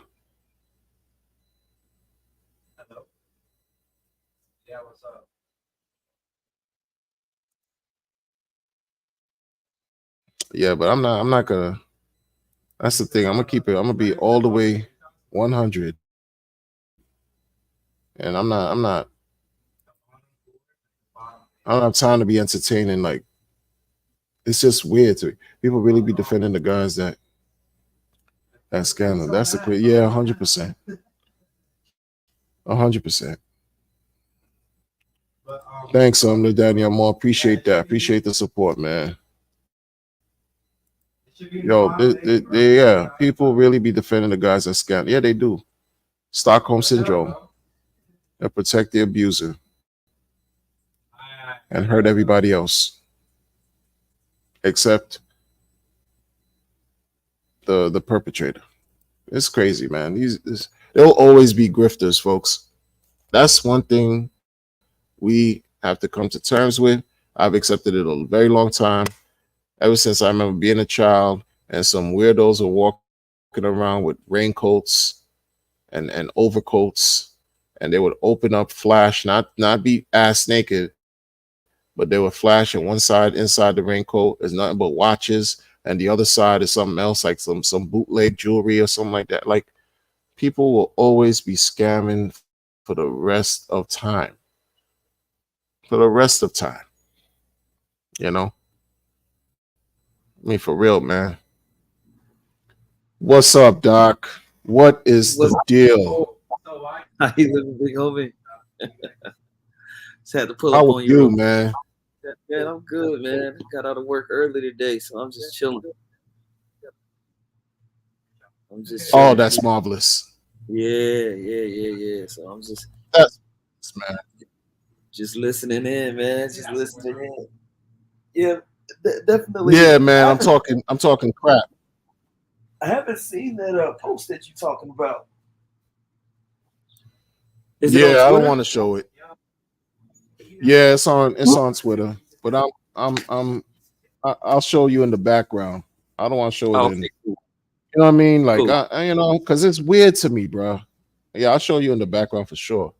I'll put it in the background. Yeah. But Because a lot of these coins, they go up, but you can't get the money out. That's why it goes down so hard, because there's just no liquidity in there, and people get greedy, and they want to take some profits, and then the prices just get obliterated, within hours, right, right. Yeah. But Glizzy Coins. Yeah. mhm, people are getting worn out though. Is that the actual name of the coin? People getting to me it is, bro. It's to me. To me, it's the name of the coin, bro. Gleek sauce, man. Glizzy coin, man. That's the name of the coin, bro. You come out with some red situation. Because when I saw it, I'm like, this is the red dog. This is the red dog. And then I'm looking at the candles. I'm like, it reminds me of the red dog, Clifford. The dog. Yeah, The yeah. Glizzy coin. Come on, bro. And then you got different versions of the Glizzy. Who Uh, cares? Like you got different. What I don't even know, like where these people going with their project, and they want to tell you and I and all of us, pay attention to the technology. You don't even have to buy it. Just pay attention to. No, I'm not. How about I turn you off? I'm gonna turn it off. yeah, These people crazy, yeah. These people crazy, man. bro. They're crazy, man. You know. The dude says, oh, listen, I've been a supporter of Glizzy Coin, right? Them guys are good people. I know them. I damn near, share underwears with them type stuff. Like, what are you talking about? Like, you don't know these. What are you talking? What are you trying to convince me about? What are you talking about? Oh, don't buy. I don't want you to buy. Just pay attention to the operations. What kind of double talking psycho babble is that, bro? Man, Like, people love living what like do this. y'all? No, I was just saying, people like to live like Uncle Charlie. They need that dopamine hit. They need to, and we're so close, bro. I don't get it, man. Yeah, I don't get it. I don't get it. I just don't just get chill. it. They want to be disturbed. They want some drama. They can't hold. They can't sit still. They got to listen to somebody trick them out of a situation. Because you're looking at the Glizzy coin, you're like, yo, you could have just held on to your pulse. Because that's the thing that's crazy too. Because you look at the Glizzy coin, it'll tell you, oh, one Glizzy will give you X amount of pulse. Like you feeling like you're doing something. Meanwhile, when someone just sells everything and jeets the chart, come on, son. You know, Bro, you've been calling this out for what, over a year now, specifically with that. It don't matter, right? Should have patented the Lashinian. They stole the mechanics, the tokenomics. Yo, They stole the Lashinian tokenomics, bro. they look, man. They got me. They took the trademark, the patent. That's some bullshit. They got me, bro. It Got is, you, bro. They got me. Oh, Made me look crazy. Up. That's fucked up, Wonder, bro. That's messed up. Yo, it doesn't like this is like sheer stupidity. This is coonery, bro. This is buffoonery. Mm-hmm. What are we doing? Support the builder. Disciple, they got me, man. A minor. Right. Support the builders. Right. A minors. I heard you saying that in the stream. I heard you say that in the stream. It's terrible. Yeah. I don't know, man. People just can't sit still. I'm chilling. Like, I am chilling. Because I felt like, pushing and we promoting and we're doing everything like that during the time of the bear. So important, especially like just right after the launch. Now we're a year in to Pulse being launched, and where we just got past the halvening. And so Right. man, it's exciting. You should be just accumulating more coins. I got a couple of my homies. They like, man, I hope these prices stay down, and so they can continue to get their bags. And I saw somebody just sold a ton of PLS and PLSX. The Pulse, what's it called? Pulse Alert, something like that, where he kind of shows the big sales. Right. And so people were relinquishing pretty big bags, which I thought that was cool. 4 billion. Mm-hmm. That was so. Yeah. So things are going according to the way Richard Hart wants it to go. I think. So people are getting out. I think so. The faithful are accumulating, so we're good. Look. I agree. There's somebody in the back room. I don't know this person, man. So if you come up with some funny business, it ain't gonna be cool. Let's see. I'm telling you, man. I'm telling you. Angel Black, what's going on? Hey, what's up? Can you hear me? Really? Yeah. What's going on, man? How are you? Hey, what's up, man? What's up? This is my first time joining a YouTube stream, so thanks for dropping the link. But I've been checking you out for a long time, and appreciate your content and just saying what's up. And thanks for giving the opportunity to people to join the stream like this and talk. That's awesome. Okay. But I don't have an avatar or any of that stuff set up yet. Oh, you're good. You're good. You don't need it. You know what I'm saying? Like it's whatever. Okay. You into crypto? Yeah. I've been around since the beginning. I'm a developer, but I'm also a network engineer, and I was an executive in a internet service provider in Silicon Valley before I started really getting more into software development and crypto. So I've been around since I'm over 50, so I've been here since Bitcoin was begun, and I wasn't in Bitcoin at the beginning, but I followed it. I didn't believe it. I didn't think it was going to work because I didn't know what was going on in the background. And without being a developer, I don't think you can embrace crypto until you really dig into what a distributed database is.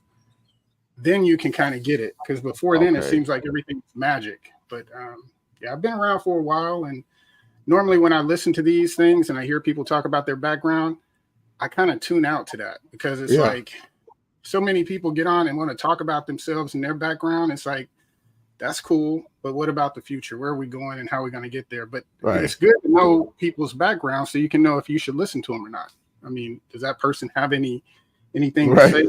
And what's their agenda? Are they trying to sell you something? Now it's like everybody's trying to sell you something. Man. Damn.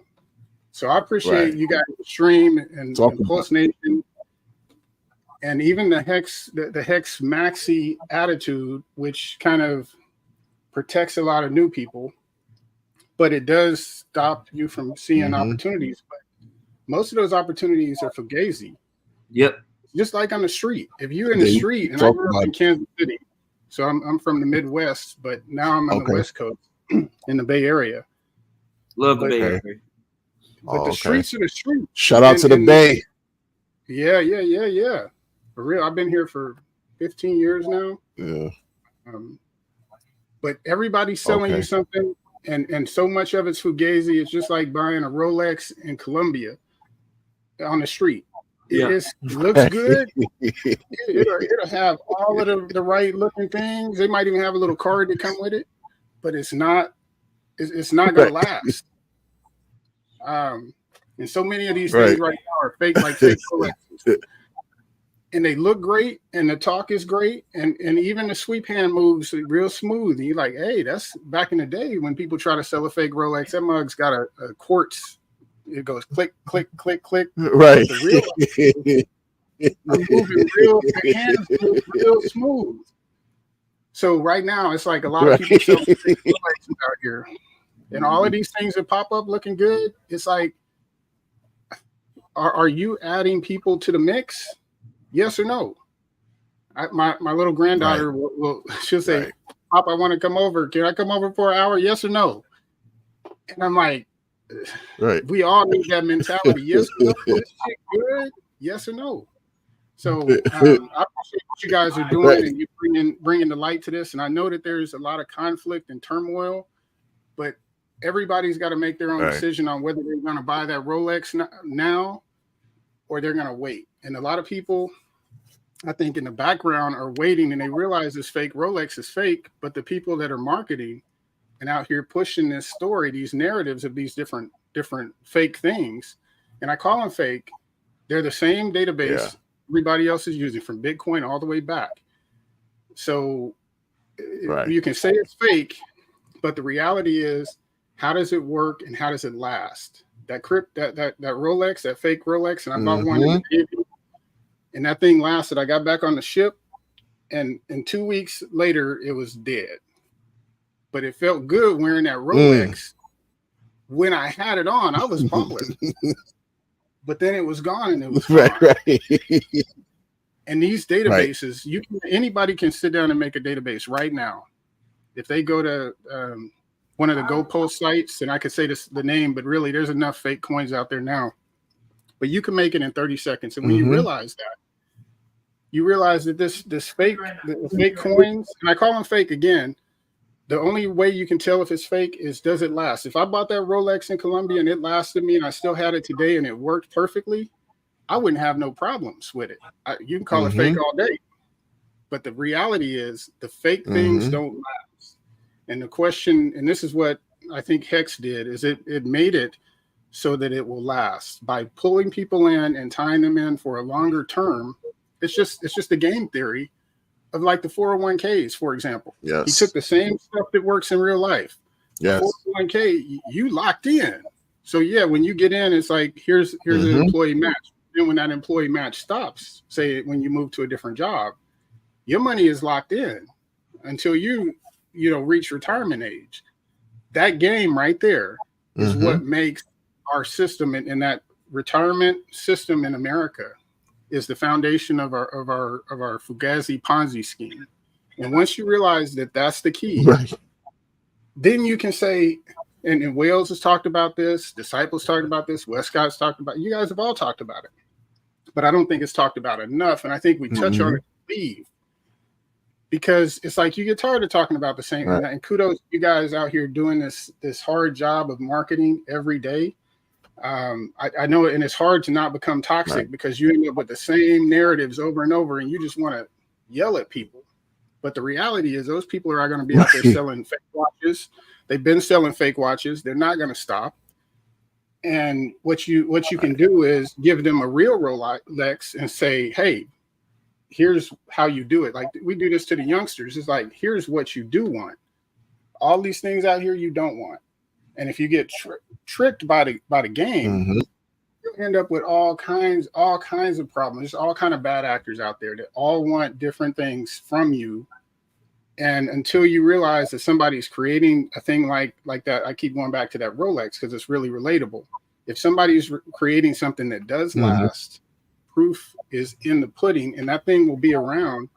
Rolexes were around back before World War II, World War One. These things have stood the test of time, and that's why they're valuable. These blockchains will be the same way. Some will last, some won't. We know the ins and outs. We know that their databases, they're sometimes unreliable. They have problems. They're getting better over time. And as we keep selecting the real, then the fake will fall away. And that's what's going to happen. A lot of people are going to see that these systems fall away. And a lot of people are holding coins right now that they're just wishing and hoping, oh, wait, it's still working. It's just like me having that Rolex. It's like, look, it's still working. But eventually the whole inside of that thing rusted. And it was nothing but a big pile of rust. And that's all I can say. you're going to end up with these databases where you've got these coins, but the value on the liquidity side is zero. And there will never be anybody that cares because there's no long-term reason to care. And with Bitcoin, and you can follow the whole history through, these other coins created liquidity with people that cared. People that cared about freedom. They cared about getting away from fiat. And these people just didn't care for a day. These people cared with big money for a long time, whoever they are, in the liquidity pools for these coins. And you saw the same thing when Elon Musk and his kids got into Doge. When a person gets into these things, they have enough economic mass, they can make it last as necessary. We only need these things to last our lifetime, to be frank. Now, we want them to last for our children, but I think one big lesson with crypto is if you're not paying attention, they will zig and zag, and you will find that you don't have what you thought you had. That's right. Boy, they're bad about that. Version 1, version 2, version 3. Anyway, sorry, I'm kind of rambling. Thank you guys for what you do. And I'm just gonna fade to the background, and I'm gonna work on getting my icon and camera set up. But thanks for sending the link, and thanks for y'all, man. No, man, that was Appreciate good. Yeah, I appreciate you coming through. Yes, 100%. Appreciate that. Yeah, man. But we'll talk more. Affirmation, validation. Yes, and when in this period right now, when the fake Rolexes are so prevalent, is the time when people like you, Pulse Nation, these people, you guys that are standing up now, it's hard to talk through all of the noise because it's like everybody got a fake Rolex on. They don't want to hear that. They defensive about their bags. That guy that was on earlier about Hedron Icosta, he got something on his wrist and he's defensive about it. Hey, but so y'all standing up right now is the hardest time. It's the hardest time to do that because people don't want to hear that, especially when the red candles are out. Right. And just keep on keeping on. And thank you, man. Yeah, for sure, man. The authenticity is about to be checked. You're welcome. It's gonna market and show what's authentic, authentic and what's not. Just like he's saying, the fake Rolexes. There's so many out there now. Everybody feels like they shining. So it's real cute, right? You know, real cute. Plus now the fake diamonds start dropping out. They're gonna be like, oh, it's a reason people don't get bust downs. It's a reason. Right.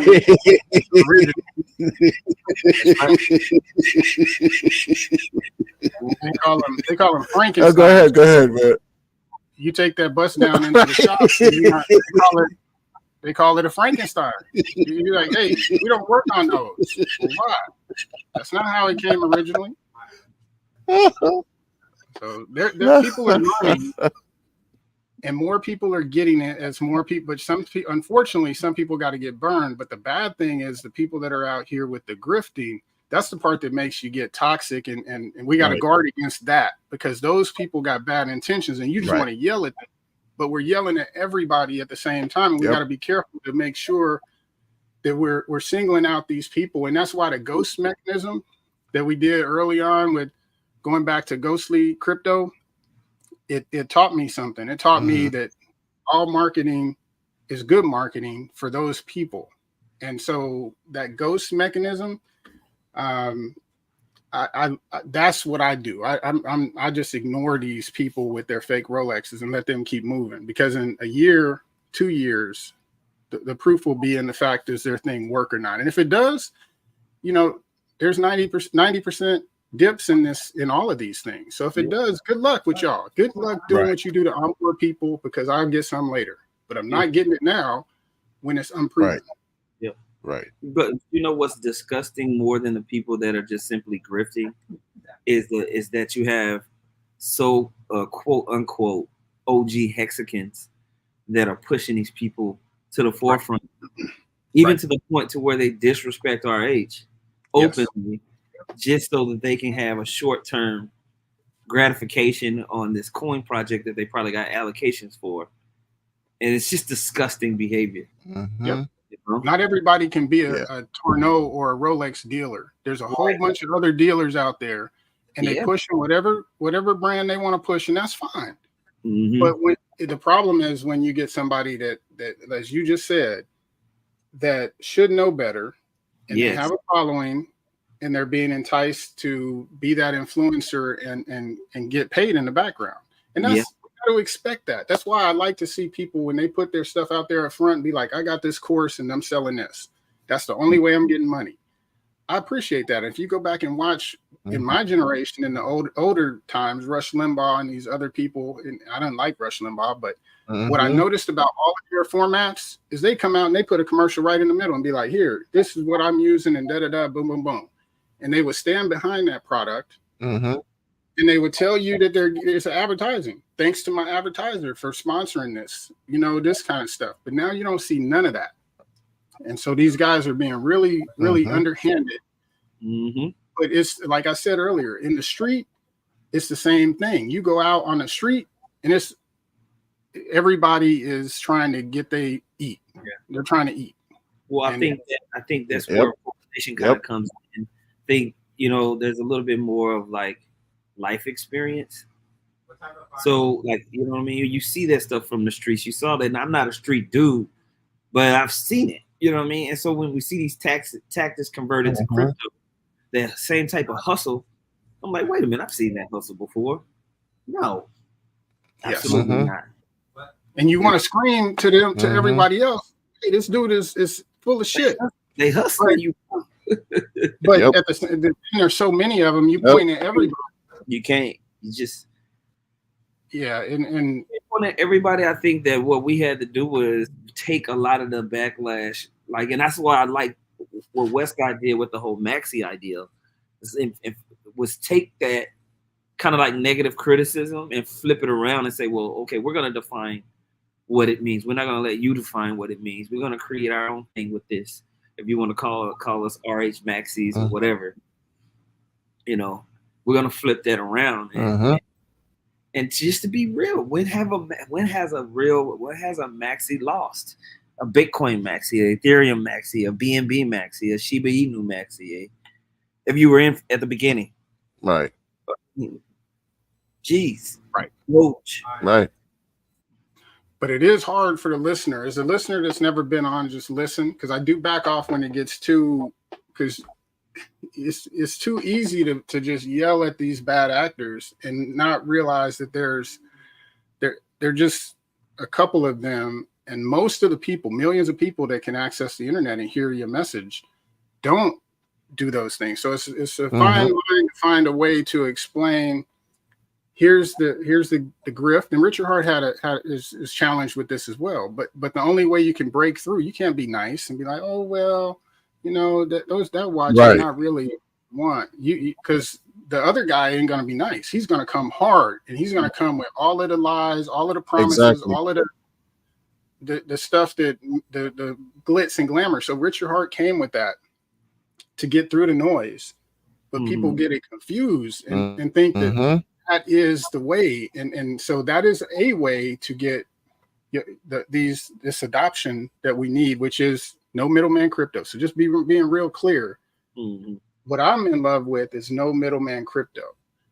The fact that Richard Hart is involved, he's the front man, if you will. And I only want to say that because of all the shit with the SEC, but he's a founder and he's the best marketer in the game, in my perspective, because he doesn't lie. And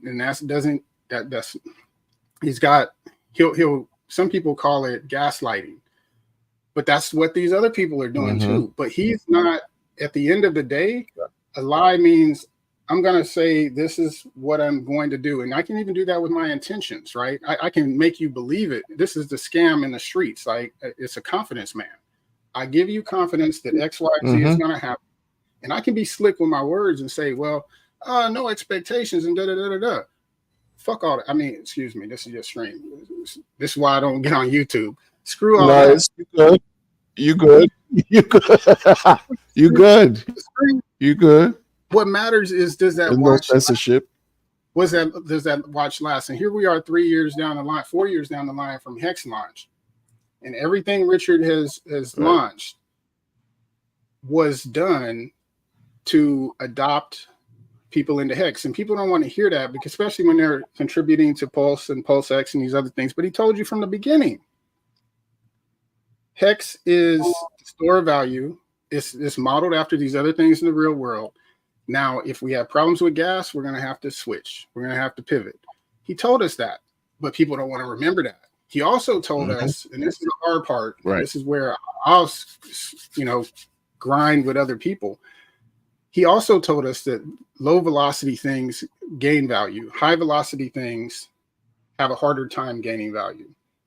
And these tier ones are high velocity things. And you see them kind of putting on the brakes as the price goes up, the velocity goes down, meaning that there's less transactions on that chain. So if you look at Ethereum right now, if you just look at Dex Screener, you see that the number of transactions, and this is crazy to me, but it again, this all goes back to him telling us from the very beginning that these things were true. And when I said he's not lying, you can go test what he's saying and seeing if it actually, hey, this is a real Rolex. Okay, well, here I am 4 years later, and I've been swimming in it every day, and oh, it's still cool.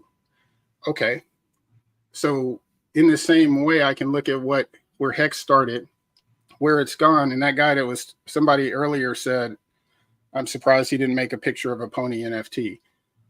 And again, if you're making something to change the world, so it's like building a building.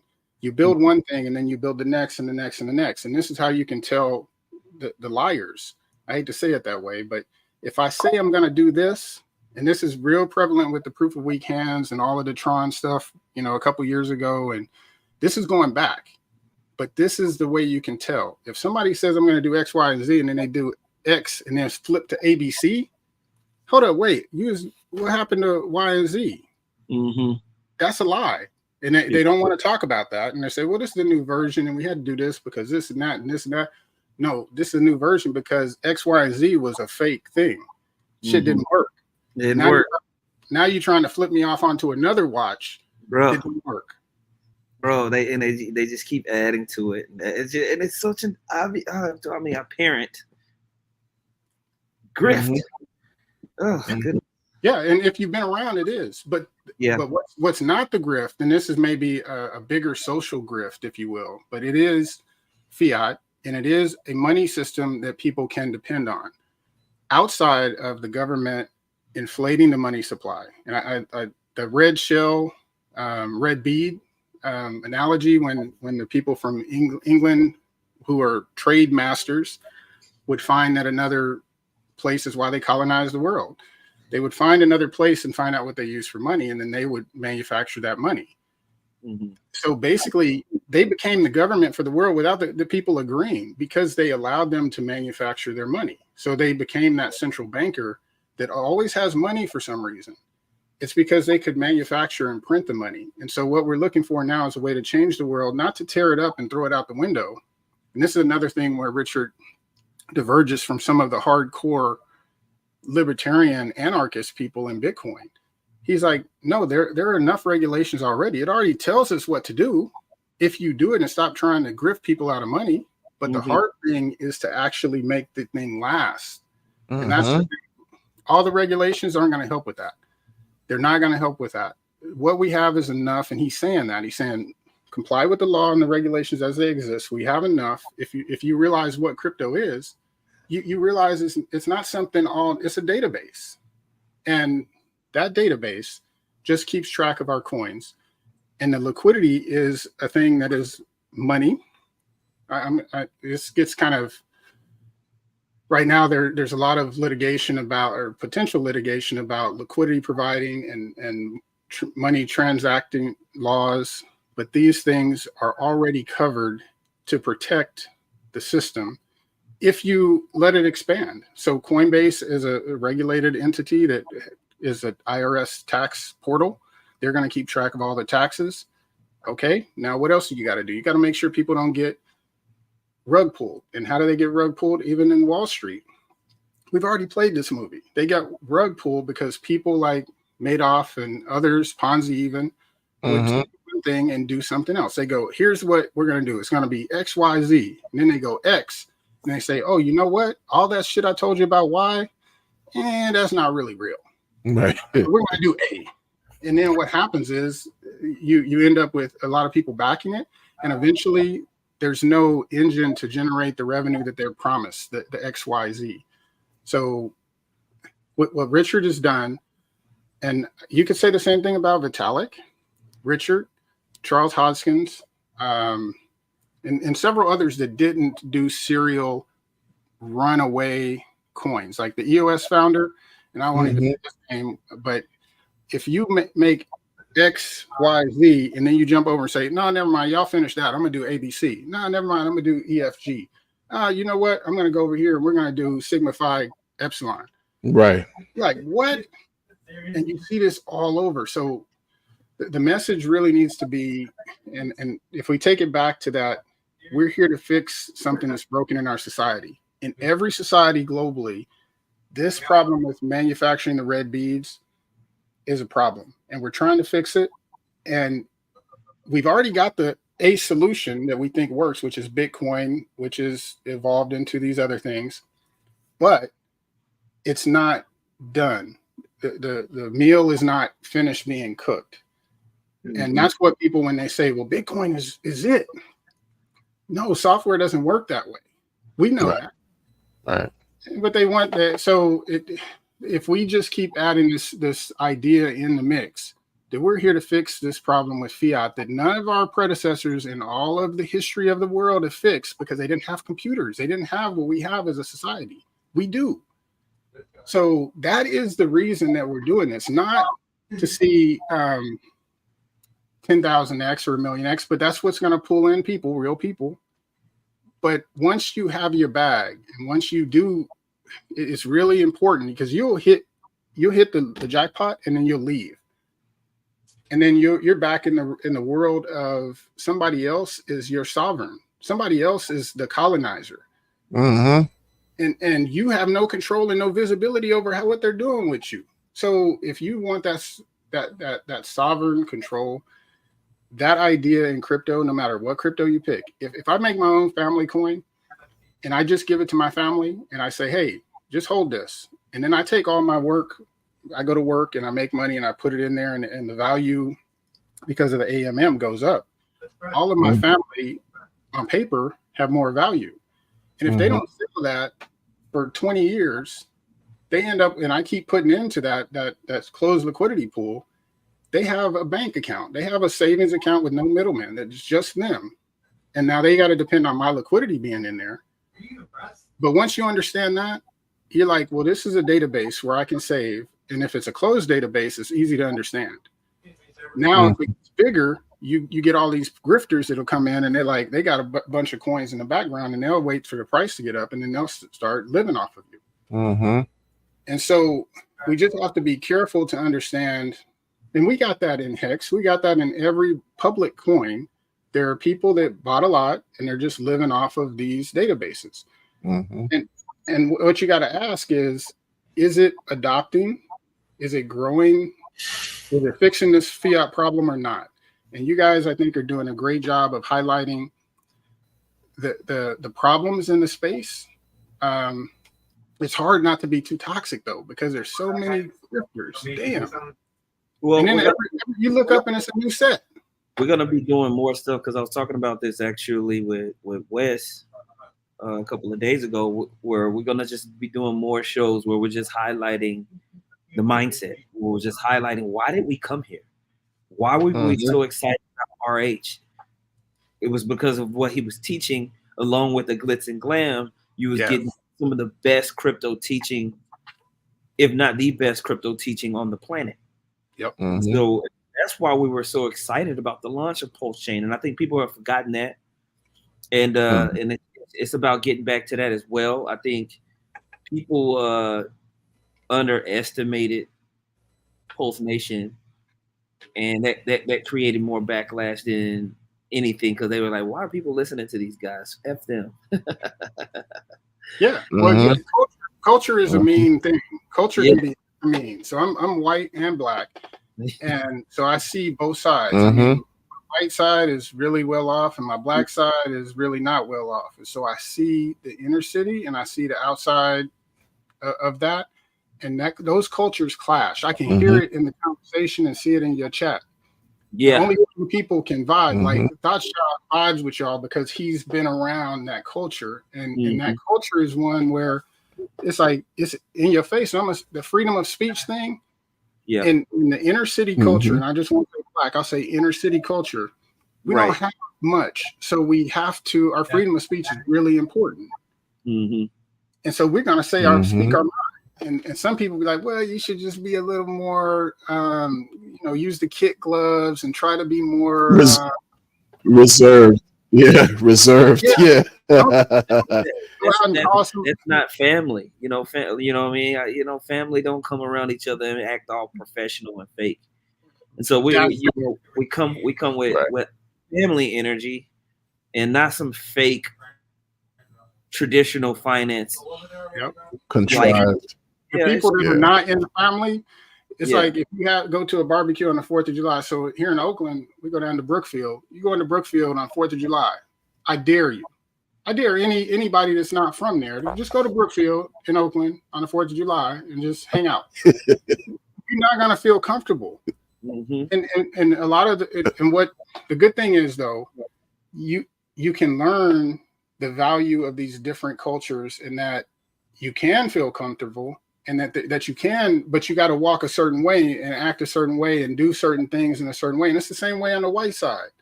And those two ways of behaving are different. They're different. And only person that has seen both sides and can let down the hair on the black side and hear your critique of these people in a way that is like real and not all glittered over. So, well, maybe they're no, fuck you. You never hear that in a white community. You won't hear that, but in a black community, you might hear that on a daily basis. Yep. If you have two black guys just sitting there watching a basketball game together, giving their prediction over the game, they're best friends. They might say "fuck you" 85 times. Right. And so it's going to take some adjustments. And this is what's happening in the melting pot of America. And it's actually great. I think with social media and with internet, a lot of people see the toxicity, but I see the merging melting pot continuing because not everybody's dumb and not everybody has all dumb friends. So I don't got to be the smartest, but if I got a couple of smart friends and they're learning something and they're becoming, and it's good. Like there's a lot of bad things out there from my perspective, right? That I think are dumb. And this is where freedom of speech comes into play. And it's like some things just don't make sense. And when you see that the things that don't make sense, we have to be used to calling them out, or especially politicians. And now that the fiat game is getting so overloaded, because this is a monopoly game, and when the board gets full is when things start to break. And right now the board is hella full. And that's when people start to lie. Like, I mean, people don't realize in our system, the monopoly game was not just made in 2000. That shit was made in the 70s. It's old because it's based on our system. Our system was made to charge rent, to gather taxes, and have a banker in the background that can print money. And when you run out of money with Monopoly, most people don't know that the rules of Monopoly, you can take out blank pieces of paper, make new money. And why do they do that? Because they know eventually the banker is going to get money back. And that's the hard part to realize. When the rents get high, you can't do it no more. The bank comes and gets your property. So they're always going to win. This is the hard, like, this is like chess. There's 2 or 3 moves you can see, but if you see 10 moves, which is much more hard and takes a lot of practice, and an average person just won't sit down and do this. But if you play thousands of games, you'll say, oh, I can go this way and make this happen. That banker the rents always go up. So the banker will always get the fucking properties back. And that's the next step. Some people know that the rules that you can write money in Monopoly, but what they don't realize is that the rents keep going up. People can't pay the rents. They can't pay their costs. They have to give up the properties. And if you look at the farm crash of the 20s, that's what happened with the farms. That's what every time the 2008, that's what happened to the people that couldn't pay their mortgages. It's the Monopoly game is not fake. It's really what our system is. And they put you in the system with the birth certificate from the very beginning. You're a member of the corporation and you're going to play this game. Mm-hmm. You're going to play the game or you're going to be destitute under a bridge somewhere. And they're okay with that because the game is made to build out America and build out the world in a certain way. But the problem is those bankers, when the board gets overloaded every 50 years, 100 years, they just flip the whole board up. But before they do that, they take all the property, they flip the whole board up, and everybody's like, oh, we got to play a new game. It's a reset. This time. Well, that's the process that we're going through right now. And this is why we can see that there is a major economic change that they're preparing for. Because and now it's a global thing. You know, you got the central banks all over the world grabbing up as much as they can everywhere. Yep. Because switch is getting ready to come. You know, when they're printing, they're writing out their checks. Like you're like, well, we can't make any. Our government got too big. We can't support all of this. And they're like, it's okay. We can write out this money on this blank thing, and that's what the treasury system is. And the treasury system, everywhere it exists, are the banks and the countries playing in this monopoly game. But now, for the first time in the history of man that we know of, we have computers. Sorry. No, I think that was no. You good? Yeah. So for the first time in the history of man, what we have is a system where the banker can't write those notes, and we're like, well, let's try to see if it works.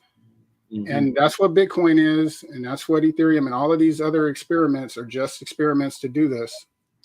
And we're getting to a place where so Bitcoin is changed. So I've heard you guys talk about this a little bit, but I've been talking about it for a long time with ETFs. What the government did and the central bankers did in conjunction with the governments to gold and silver and precious metals, which were the sound money of previous generations. They gamed it. And the older people know they gamed it. They gamed it how? They gamed it with ETFs. You notice when they took gold off our money off the gold standard, shortly after that, here comes the ETFs from the Chicago Mercantile Exchange, the CME. And what they did with that is it allows them, now that we know crypto, we can see this, but with the CME, if I can print, so say I have Bitcoin, for example, and then I make a wrapped version of Bitcoin, but that wrapped version I can print as much as I want. If I can get everybody to accept that wrapped version, I just moved fiat onto that new thing with gold.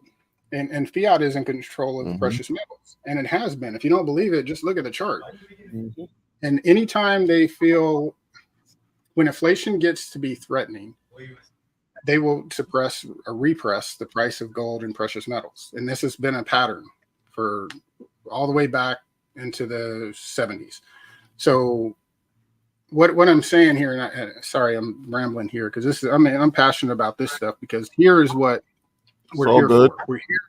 We're here to make a better money system for our children, and it's risky. We don't know if it's going to work, but I recognize when they put gold in a trap, and now they put Bitcoin in a trap. Like, oh no, you can't have a spot, but we'll give you this non-spot. The non-spot is what I just described. That is them printing money on the CME, and they can print as much of it as they want, and they can push the price where they want, so they can push it down.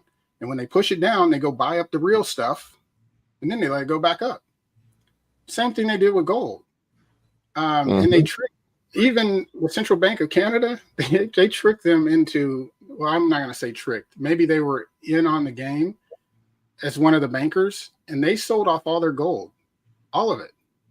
Because, and I think that's the reason Canada is so far down this communist path or this collectivist path, where they're like, well, we'll just central government and we'll do everything. And that's one of the planks of the Communist Manifesto is you get a central bank that basically goes along with this whole plan. And they sold off all their gold and said it's too expensive to store. And this is over the past 20 years. If you look, they sold off all their gold. And you can see interviews online where their bankers explain why. So as part of the game of keeping inflation down, some of these bankers got to say, oh, no, that stuff is poo-poo. It's no good. It's bad. And they sold it off while the central bankers and the bullion banks Man, this is so they're doing the same thing to BTC, and they want to do the same thing to Ethereum. They've got a non-spot Ethereum ETF. Next is the Ethereum ETF, and Wales talks about this, but it's so buried in these acronyms, and nobody can understand them. Most people don't know what an ETF is or what it's been used for in the past. And Richard Hart calls it an ETP, Right. because it's a Ponzi. It's just extended that fiat Ponzi onto your red beads. And people are like, oh, okay, well, we'll just wait for the spot. And you're like, while they got the non-spot, do you realize what they're doing? They're packing their bags and they're getting control so they can push the price up or down. And now the ETF with Ethereum, everybody's begging for the ETF. And it's like, man, they're taking it, you know, which is fine. And this is another reason why I'm bullish for Pulse Chain, because of the whole DeFi narrative. You know, I feel like Richard Hart has really made a staunch effort to get people to understand why DeFi is so important and to keep it true DeFi. And as these markets get circumvented and taken over, and ultimately, you know, we're talking all of this, but ultimately, these bankers are not going to just. Ultimately, we would have to go to war if we wanted to change everything. Right. What we're doing is carving out a place to live outside of the system, which exactly. So this is our this is going to be our ability to resource allocate. Oh my God. Right. And if we do it right, we will come out so powerful that we will actually be able to influence the rest of the system. Right. Right. Or a large sector of the system, because you don't need everybody. All you need is a few. Like it doesn't take that many to make this thing extremely viable and powerful. And that's why I was so excited too, because that foundation, a lot of that foundation had been laid through the marketing push of Richard Hart and, you know, everybody that kind of jumped on board during the initial. So coming into this cycle, I figured people would be more centered to establish a mindset, to establish a culture of things. If you really talking that sovereignty talk, you know what I'm saying? We get bored though. We get bored because it's months and months and months of this where you're just sitting around waiting and the price is down and down, up, down, up. So people get bored and they do stuff that's, you know, we do stupid stuff all the time. The jail is full of stupid people. I mean, it just is. That's facts. Yeah. We in our 30s, 40s, and 50s. Yep. It's just a few months, man. Sit your ass down. Shit. I mean, with Hex at a penny on one chain and 0.2 or 0.1 penny on the other chain, you got to look at this bigger picture. And I feel like sometimes it feels like it's coping. But I thought the same thing when it was Bitcoin. I thought the same thing when it was Ethereum. And I sure thought it was the same thing was Dogecoin. And I'm like, hold up. Now I got some Ethereum when this was all going on, but I didn't believe it. I was just living my life and working my work and doing what I did in the real world. Right. But the proof was in the pudding because I took a chance on that one just because I needed it to play around and I got lucky. And I hopefully some people did the same with Solana, but Solana and Ethereum have some similarities. They both have this backing of a group of people that have funding, whether you call them venture capitalists or whatever, but they have long-term plans and they're able to plan for years. So is that good or bad?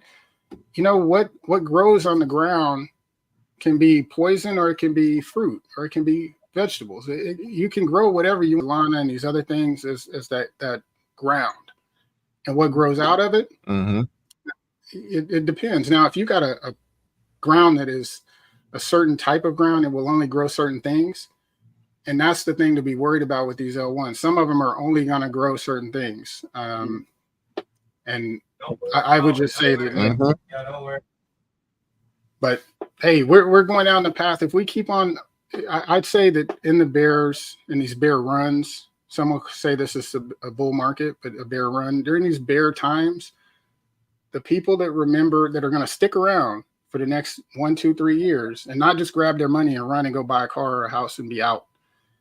because those are the shakeout. Those are the weak hands. And they don't even think of themselves as weak hands. They think of them as, I'm going to wait 2 cycles and I'm going to get out and I'm going to get this house.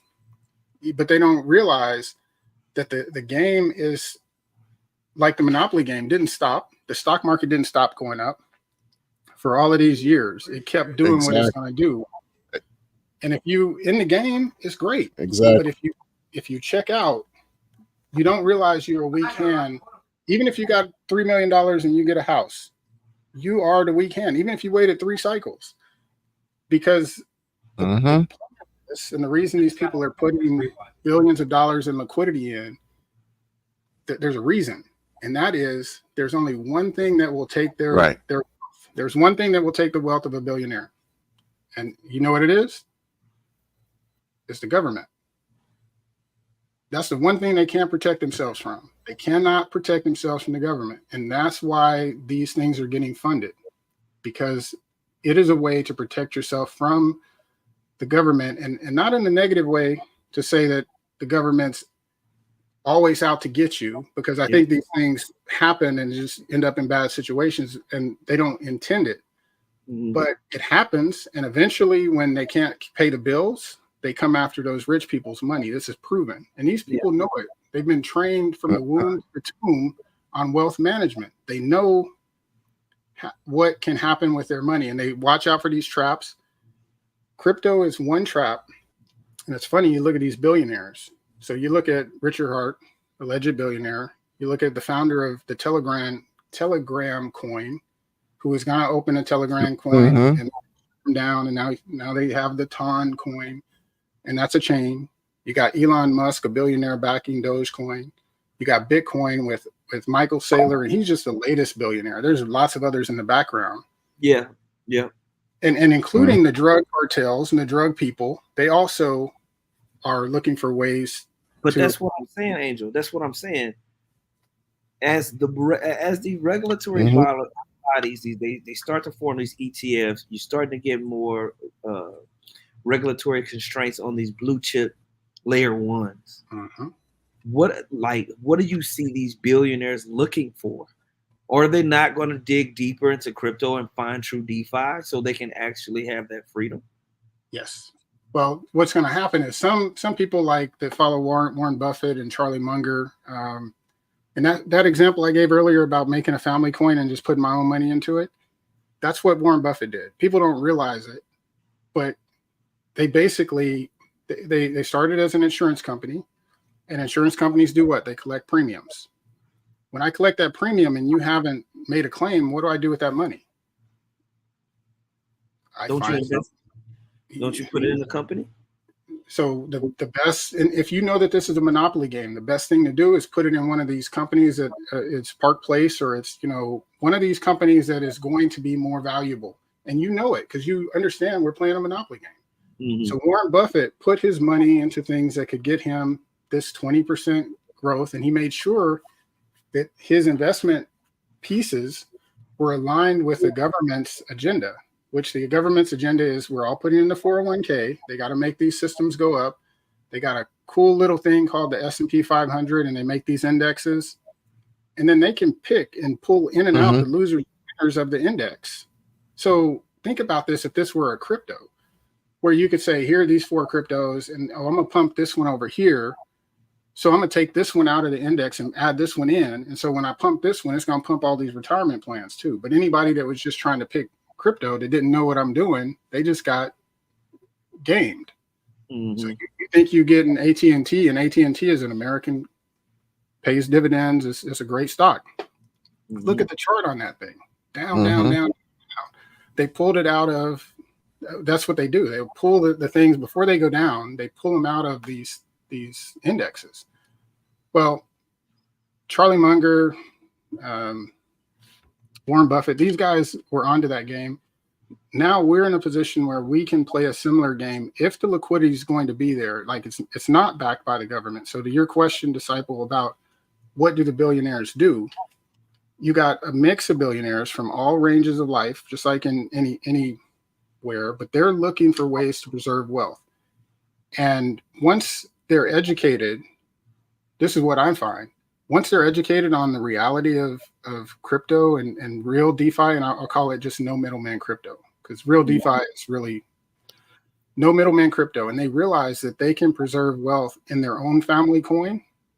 But just think about that. So what I said earlier about the family coin, now you extend that to a bunch of people, but if nobody's holding that coin in the public, it doesn't matter. Give it to your kids and buy them a bunch of it. And now you're basically sharing in a bunch of, you got a baseline on the price of this thing, and your value is stored in these smart contracts that can't be taken short of a gunpoint from you with your private keys. So what happens is I think is billionaires, once the light bulb turns on, they want to make their own coin. And that's why you've got this pattern of billionaire coins that continues to come out. And it's fun to look at the valuations of these billionaire chains and seeing the number of transactions, the number of how much money is actually being transacted on it, because it tells you whether it's BSC, whether it's Base, whether it's Arbitrum, Polygon, Optimism, Blast, Avalanche, Pulse Chain. Earlier I put in the chat, I said, what's the best adoption? Which person had the most, which founder created the most adoption in this no middleman crypto? And I think these statistics on the billionaire chains, and I'll just call them that, the billionaire chains, their statistics kind of tell a story. They tell a story of if there's one person pushing it. So if you look at the Ton coin, you see that they've got a lot of liquidity, but 25,000 transactions, 5 million volume in a day. That tells me something. Now you can do wash trading, but it's transparent on the DEX, which is great. But even without that, it costs money and time and effort to do a bunch of wash trading. So you look at Pulse Chain, and so I just gave an example of Ton coin, which is a billionaire coin from the Telegram founder, 25,000 transactions. And I look at Pulse Chain, and it's got 426,000 transactions.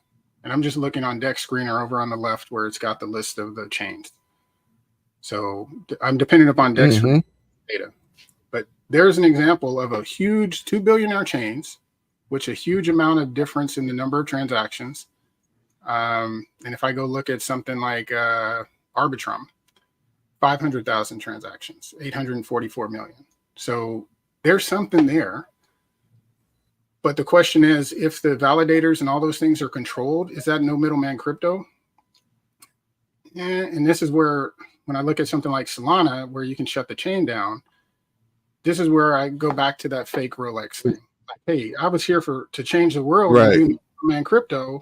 And now you just did a you flip-flopped on me on Bitcoin. Now you got a non-spot ETF for years.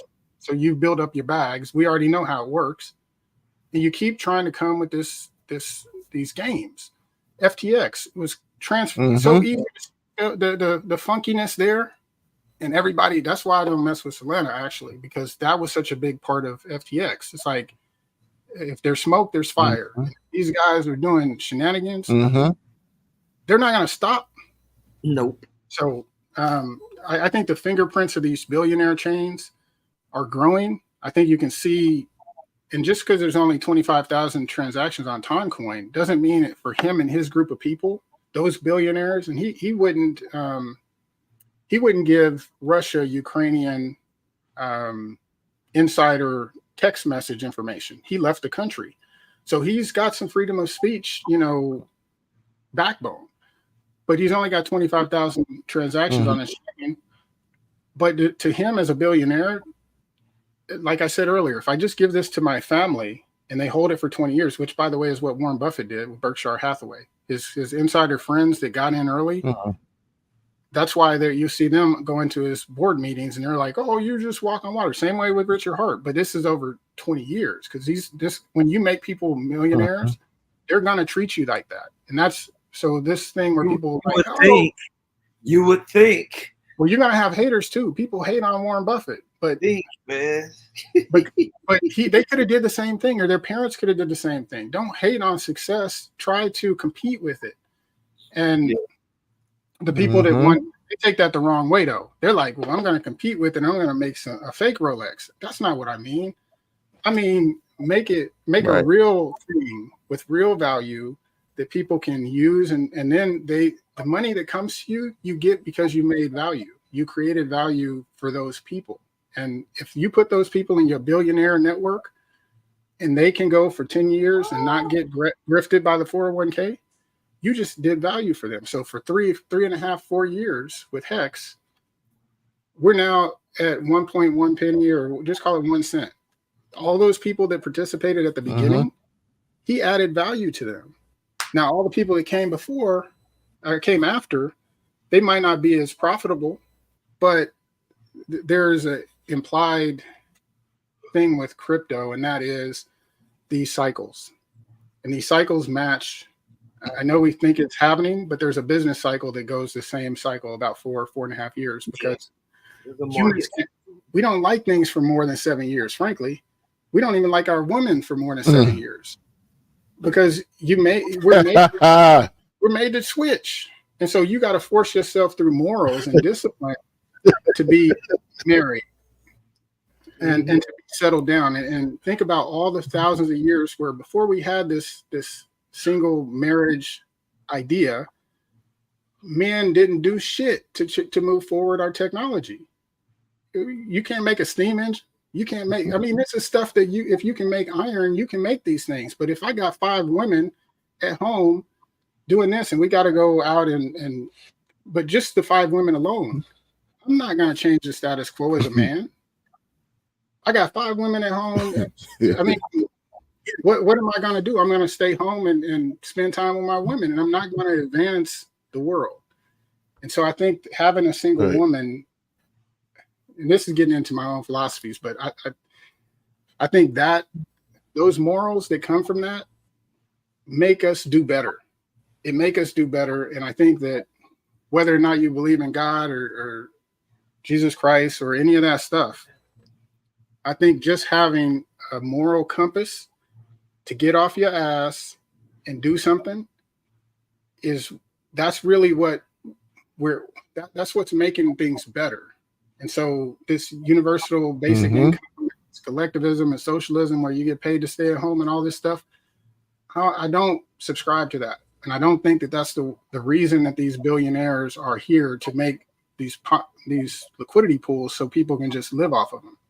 I think what they want is a way not to get ripped off by the fiat system, and to require people to have some skin in the game and earn the value of being in the circles with these billionaires.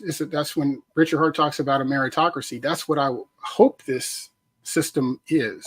And if I see a system where it's meritocracy and you pay and you pay and you pay, and now we all got to go through a bunch of pain for years and years and years before the market, or even some market participant whale drops in a bunch of money and just floats us all up, so we live off of him or her, because that's what's happening. You can say that it's adoption about a bunch of people, but we're living off of these billionaires. And I'm not saying it's Richard Hart. I'm saying other participants, because other people hear this message and they vibe with it. And they're like, well, I'm not going to make a coin or a chain. I'm not going to do all that stuff. But my buddy billionaire over here is, and I kind of trust him. So and it might not happen. It is real with these security laws. It's real fine edge, but at the end of the day, free speech, I can do what I want with my own computer and my freedom of my own house, because the government doesn't know about it. They would have made this stuff if they could make it work, but we're making it work. And so there's risk. They can all go down by 90%, but I think the billionaires are catching on, and the billionaires are creating liquidity pools that can't be they're outside of the fiat system. And I think that's what we see happen with all of these chains. And so even if that Ton coin doesn't get the adoption like it gets everywhere else, if it's adopted by his group, by the Ton founder, billionaire, close inner circle, we see the same thing with Dogecoin. If the inner circle of Elon, if they circle around that, it will maintain its value and it'll go up in price. Now, the problem is, what happens if Elon passes away in a year or 2 years, or any of these founders, the Toncoin founder? This is why Hex is so different. So I can point at these other things and say, this is what they're doing, what they're doing. You can be like, well, why would I mess with this one? Hex is the only one that monetizes time, that gets us all to stay. So I don't got to have my buddies in. I just got to have somebody with this 555 stake or a long enough stake. And I know that they're not going to be the betrayer. They might emergency in-stake, but if they do, I can see it as a billionaire in the system, and I can buy those coins from them at a steep discount because they're getting chopped off the top. So I'm not necessarily. What do y'all think about? What do you think about the ETF being approved? Not to interrupt what you're saying, Angel, because you're giving great commentary. But what do you think about the ETF, ETH ETF being approved, and how people were calling Richard stupid for buying Ethereum? You want to take a shot at that, Disciple? Because I've been talking a lot. I can speak to it. I just don't want to talk because I can't. No, I think it's going exactly actually into what you've been talking about this whole time. You got governments that are positioning themselves, and then you got these major corporations that have finally gotten up in there. I think Richard Hart has a vision of what he wants for Pulse Chain, and he's going about it in the way that he feels is best. I think we'll understand his plan more probably around this time next year. But we just gotta wait and see. Mm-hmm. Yeah. But he wants to establish himself as the number one dude in DeFi. Yeah. My view on the ETFs is that they are ETPs, that they are the tool that the government bank partnership uses to control commodities. That's it. It is. You can take any commodity and put it in into that machine of the CME, and you can control the price. And if you go through the exercise in your mind of a non-spot ETF, you will see that. And Richard's talked about this also with stocks and the DTC. So there's a commission that supposedly holds the stocks that your broker is trading, but they don't actually have them. And if you allow that, you allow basically the ability to print money, to do the same thing that they did with gold, where you're fractional reserve banking, but you're doing it with assets that people are trading and think that they have, but the reality is they might not. You put a middleman in the middle between the person trading a stock, and that's the DTC. But when you do it with commodities, or something that you could call a commodity or a stock with a future, with a contract, electronic futures contracts are contracts that are based upon, basically, it comes down to insurance. It started from insurance, and then it got really wacky because they realized they could control the price of things through the non-spot markets. But what I think about ETFs is that they're tools, just like insurance, where I say I want to have a contract that protects me in the future, but then they take that and they change it into something else, and it becomes, I can just buy this thing, a future of this thing, but not actually own it. But when I buy it, I can make the price go, or sell it, I can make the price go up or down of the actual commodity. That's the game. It's like, it's like the wrapped BTC example. If I have wrapped BTC and everybody thinks wrapped BTC is good, and I'm doing it with REN, or I'm doing it with some other protocol that keeps me honest, well, then you know that you can't print more wrapped BTC over here on the side. CME futures, especially non-spot, give me that same ability. You have to trust the middleman to not do that. And we know that the middleman is working on behalf of the government and the whole system, like the banker in the monopoly game. So if they want the price of this commodity, which might be an inflation indicator, to not go up, so it doesn't spill the beans on their inflation and the price is going up for everybody, they can suppress the price of that commodity. Gold is one such asset. Bitcoin's another. ETF has become any crypto that's that we're talking about here, where there's really no middleman and the government can't print more of it, falls into that basket of a commodity that they would love to have a non-spot ETF on. And so my view is you'll see these non-spot ETFs run for 1 or 2 years. It gives them 3 or 4 cycles to play their games and to amass their basket. And then they'll come out, oh, yeah, well, yeah, we got the spot now, because now they've got a basket of gold or a basket of Bitcoin or a basket of this or that. So the game they're playing is it's basically just wrapped Bitcoin that you could print more of, for example. And we're allowing them to play it because they've kept it so opaque that people can't recognize the game. Only people that recognize the game are people that are gold bugs or people that have studied this stuff economically, which is very, very few people. Even if they know what inflation is now, there's no. But my thing is this, to add on to what you're saying, is how does this game go when we have a sense that they want to completely decouple this fiat system that we're in currently? When we have a sense that they want to actually start their own CBDCs, create a new system, how does this chess move incorporate that in your mind, right? Well, yeah. I think that the property on the Monopoly board is not going anywhere, and the players are not changing significantly. They're not going to give up that power. So how does that happen in the past?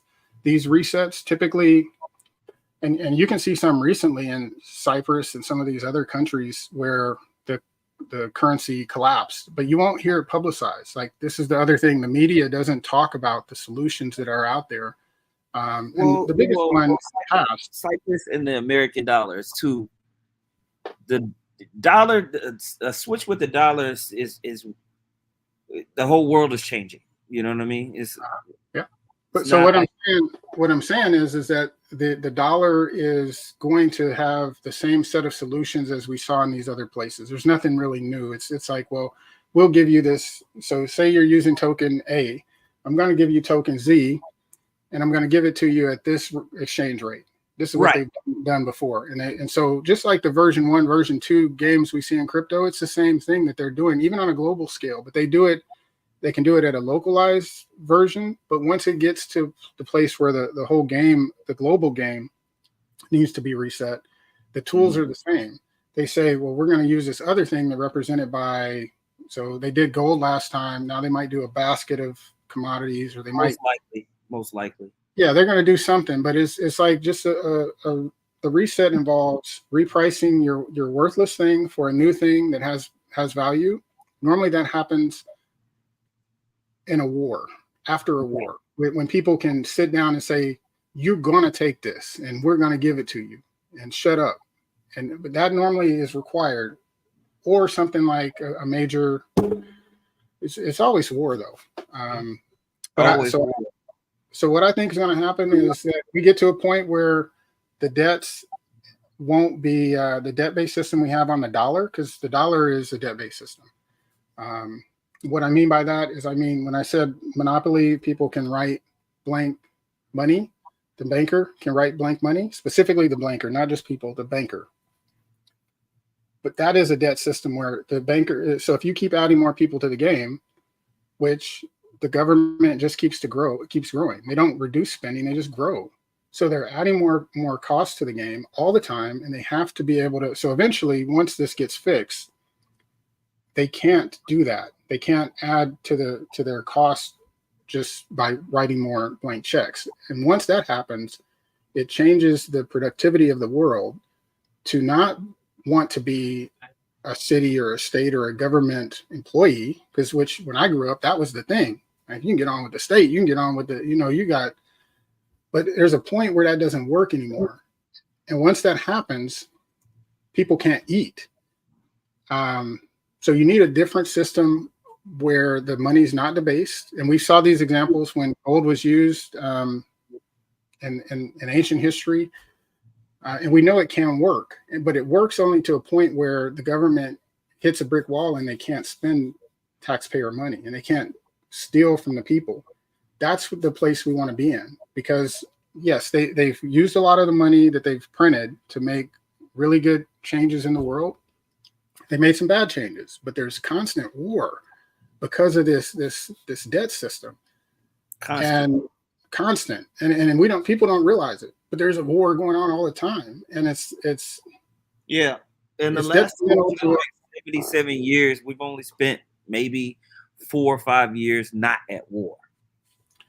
I don't think we've had a year we were not at war in some place. They hide that.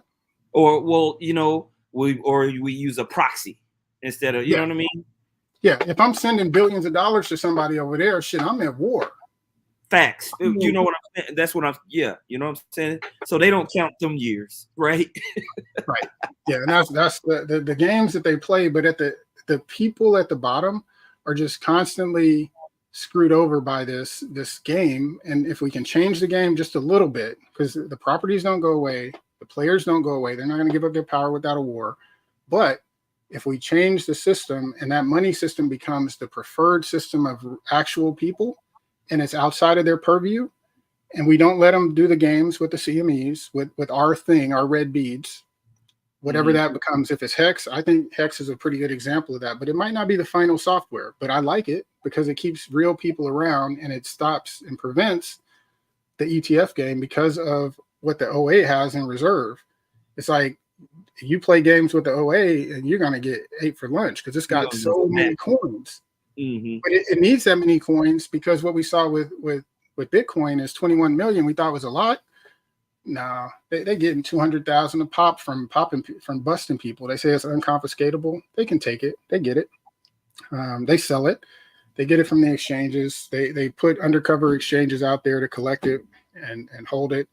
They're gonna get anything they want because they got the fiat money printer. Now the question is, you got to make it so that if they start to get it, it really, really, really costs them. And we thought Bitcoin was enough to really, really cost them. It's not. They're doing trillions and trillions of dollars. It's nothing to print at 1 trillion and go to the non-spot ETF and buy up as much Bitcoin as you want. Push the price down. You buy it. You buy a big chunk. You push the price up, and you wait for a bear market. Then you dump it, and then you buy a bunch. Really, it's just a game. And we got to stop them. So where are we going with this? And what's the solution? The solution, we hope, is a money system that is better and it treats people's value better than these other systems. And now, which one of these is it? I don't know. I like Hex because, again, it's sticky and it monetizes time. None of the other things do. In 10 years, I don't know who's going to be in any of these coins. But with Hex, it gives me some visibility, real visibility about okay, I'm not in this thing alone. In 10 years, I look up, it's going to be some other people. It might not be a lot, but these other coins, I have no certainty about the future. Yeah. We already see on-chain millions and millions of dollars locked in Hex contracts. So, I like that, that comment because you see that, okay, there's value already locked here. Yep. And there's others that have tried to lock. I mean, like the Wise token, they tried to do do this in their Serenium before Hex even launched. An Indian developer tried to launch Serenium to do this with the same tokenomics. But what they're missing is the billionaire chain part. They're missing RH. You're missing a billionaire. If you don't have a beneficial billionaire with billionaire friends, that's you got a database. And yeah, it might be worth something in 10 years, but it's only worth what your network's going to put into it. It's cute. Yeah. What do you gentlemen what do you gentlemen think about your man Klaus Schwab? World Economic Forum. You'll have nothing and be happy. Blockchain trends, identity block, one of the real ones in this community. Salute to him. He wrote a comment here, and the Great Reset. It reminds me of Schwab. Klaus something, whatever his name is. The Great Reset started March 15, 2020. No reserve requirements. Banks got crypto custody while they got billions in PP loan fees while the debt ceiling has been suspended. Any thoughts on that? Any thoughts? I think it's all I don't know, man. Like this whole, but go ahead. I'll wait for y'all to hear you guys out, and then I'll my commentary. Yeah, I was just going to say shout out to Identity Block. I chatted with him a long time back in the 100%. Telegram rooms. So before he had his tax thing, but shout out to him. Yeah. Wow. You want to speak to that? Just a generic comment for me is, man, Klaus Schwab, he might not even be alive in the next couple of years. Man. Fuck him. But yeah. I think it's sick though. I think right now he's something happening.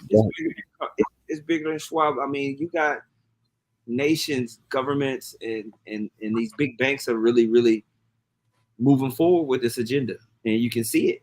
Yeah, you can see it, and how the people respond, I'm interested to seeing. I think that we are living in an age of rebellion, and people right now, because of social media has worked against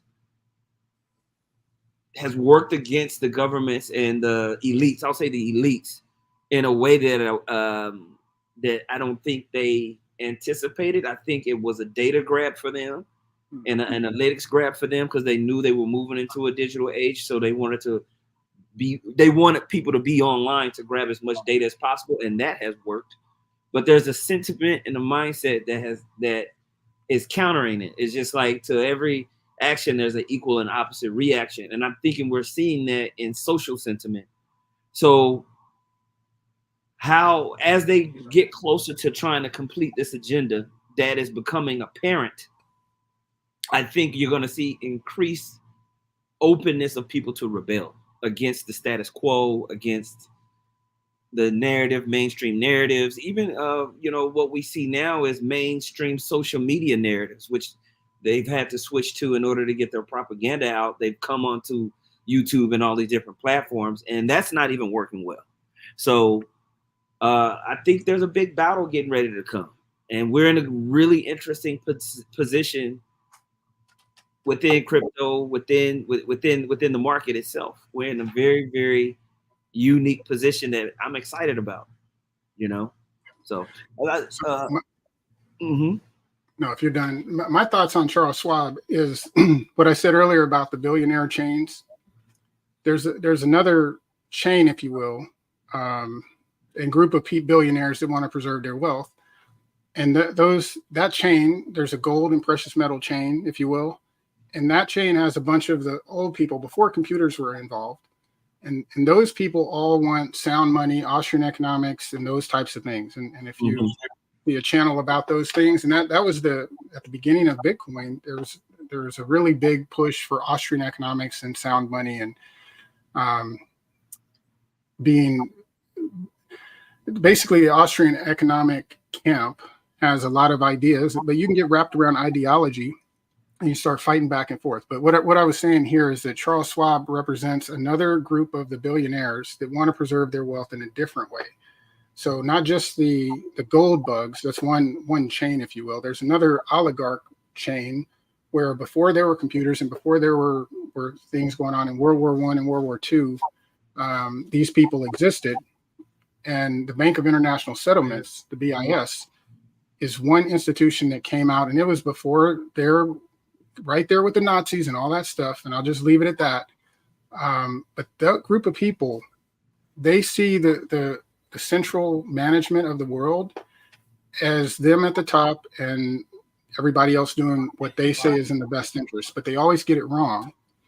And that whole communist model, in my view, is what Charles Schwab represents, and that group of people, that chain, if you will, are the people that want to basically authoritarian chain, if you will. So those are the people that want most people don't know that the Nazi Party was actually a socialist party for National Socialists. And I would say that even deeper thoughts on Charles Schwab is that the Bank of International Settlements existed before World War II ended, and they existed after World War II ended with the same people in power. And those people want a different outcome than some of the other billionaires want. So Charles Schwab and this whole idea of we're going to be your landlord and you're going to be our serfs and feudal. So you could also call it the feudal chain. I think that will fail. And if you look at what happened in Ukraine before this current war with Russia, when they were doing the socialist experiment, what they did is that all those millions of people, socialism, just that collective idea works until you break the money system, and people don't want to work for nothing. I'm not going to work for nothing. I'm not going to work just to pay my rent. What the fuck is wrong with you? I'm not a serf. And what you said a second ago, Disciple, about rebellion, it's a mentality of individualism and freedom that was birthed with America, and people coming over to America and be like, I'm free, motherfucker. And that's why the Tea Party, that's why the taxes, we're not going to deal with that stuff. So Charles Schwab to me represents that feudal chain, and the people that want to be on that feudal chain are sheep. And they're okay with just having a little piece of something and doing something, and that's okay. But that's not what America was founded on. And that's why I think that World War II didn't end when Hitler and Japan got beat. I think the financial system and that feudal chain is insinuated itself into our entire American system. 1,000%. 1,000%. It's not going nowhere. We're still fighting against it. And the stupidity, I was given the example of Ukraine. So they had all the Ukraine people farming, and the Ukraine people were starving, but they had to feed the soldiers, and they had to put their quota in. They killed people for going out in the field and picking up the grains that had fallen from the harvester to eat. This is like somebody's got to be in charge in communism and collectivism. Somebody's got to be in charge. So you got to pay for those people at the top. And when things get lean and the money system breaks, and now you can't get the products that you need to survive, be damn sure that they got their soldiers, they got their guns, and they're going to get the food that they need to survive and the things they need to survive in the capital at your expense. And to the point of killing Ukrainian people for picking up grain. The socialist model just, and if you've ever been self-righteous, you see what happened with COVID when people got into their things about the vax and the masks, just the masks. Let's take the masks. That's not even controversial as the chemicals they wanted us to put in their body at the expense of paying a company that the main guy was. Anyway, this is all just messed up. But these are the things that happen. It's not that there's some evil cabal. People are profiteers, and they try to get the best outcome for themselves. And they're not aware of the Nash equilibrium. They don't think about the Nash equilibrium, meaning I want the best outcome for all of us. Instead, when you get constant consolidation at the top and the king with the serfs, they want what's best for them. And they think they delude themselves into thinking what's best for them because they're your protector is also best for you. So it's good for thee, not for me. Anyway, I'll sum up. That's Charles Schwab in a nutshell. It's a feudal chain from a crypto perspective. Those people that subscribe to that are subscribing to the feudal chain. Yep. But that's what Vitalik's doing, right? Isn't Vitalik in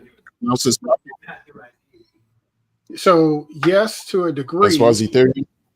Yeah, yes, to a degree, because they are in compliance with the WEF. So the feudal chain, these people have been around so the gold bugs and these people, you think we're stacking sats or stacking whatever we're our store value? They've been doing it for 5 family generations. And so that they've got value and they've got wealth and they've got power, they got influence. And so these chains that are coming out, you don't think that they have smart people. The Rhodes program was instituted to create next generation Bank of International Settlement scholars, people that really are smart. They go to the best. They got some smart people. So if you think they don't know about crypto, you're mistaken. And so how do you subvert crypto? So Bitcoin, they have a solution for that, non-spot ETFs. Ethereum, how do you subvert that? Well, you just go in when they were creating it, just like a startup, and you provide money and you provide backing. And then you get their thought aligned with yours. And so, and then, hey, you throw them when they're down and they couldn't provide money. There's a book called The Kryptonian. And Laura Shin on Unchained Blockchain, who's, by the way, the only person that I really listen to out of all those guys. They're just all anyway. Kryptonian goes into Ethereum, the way it was launched, the way Ethereum had to raise money, all the players, including Charles Hoskins, that was there at the beginning. Charles Hoskins got fired by Vitalik. Most people have no clue about that. Yeah. They was all on the same team. And the Kryptonian goes through it with the nitty grills. Even Vitalik has this lady there that he's messing with from China. And so this female influence from China comes into the picture. And back to this feudal network, China is communist, is the feudal system. So now you have China influence and investor influence into Ethereum in an early stage. So what does that mean? Does that mean Ethereum is like socialist, communist? No, but it means that the decisions they make as they proceed go a little more controlling, a little more authoritarian, a little more, and to the point where the people, what they want don't care. And that's evidenced by the high price of Ethereum gas. It's like Vitalik made decisions to protect the chain and increase the S load cost. Well, that's in the best interest. Again, this feudal idea. I'm going to make the best decision for you. And what's best for me is best for you. So you're just going to have to fucking deal with it. To the extent where a new kid that wants to participate in this new ecosystem has no chance. He can't take $20 from his allowance and figure out how to get into Ethereum. You're out. So the ideas that sound like a good idea that are stupid, that basically come from these people, there's a lot of them. And that's why free speech is so important, because they don't want you to talk about these things. And because you talk about them and debate them and it comes to the light. And Elon has said, daylight is the best disinfectant. They don't want the disinfectant. They want to win, and they want to be at the top of the chain, and that's it.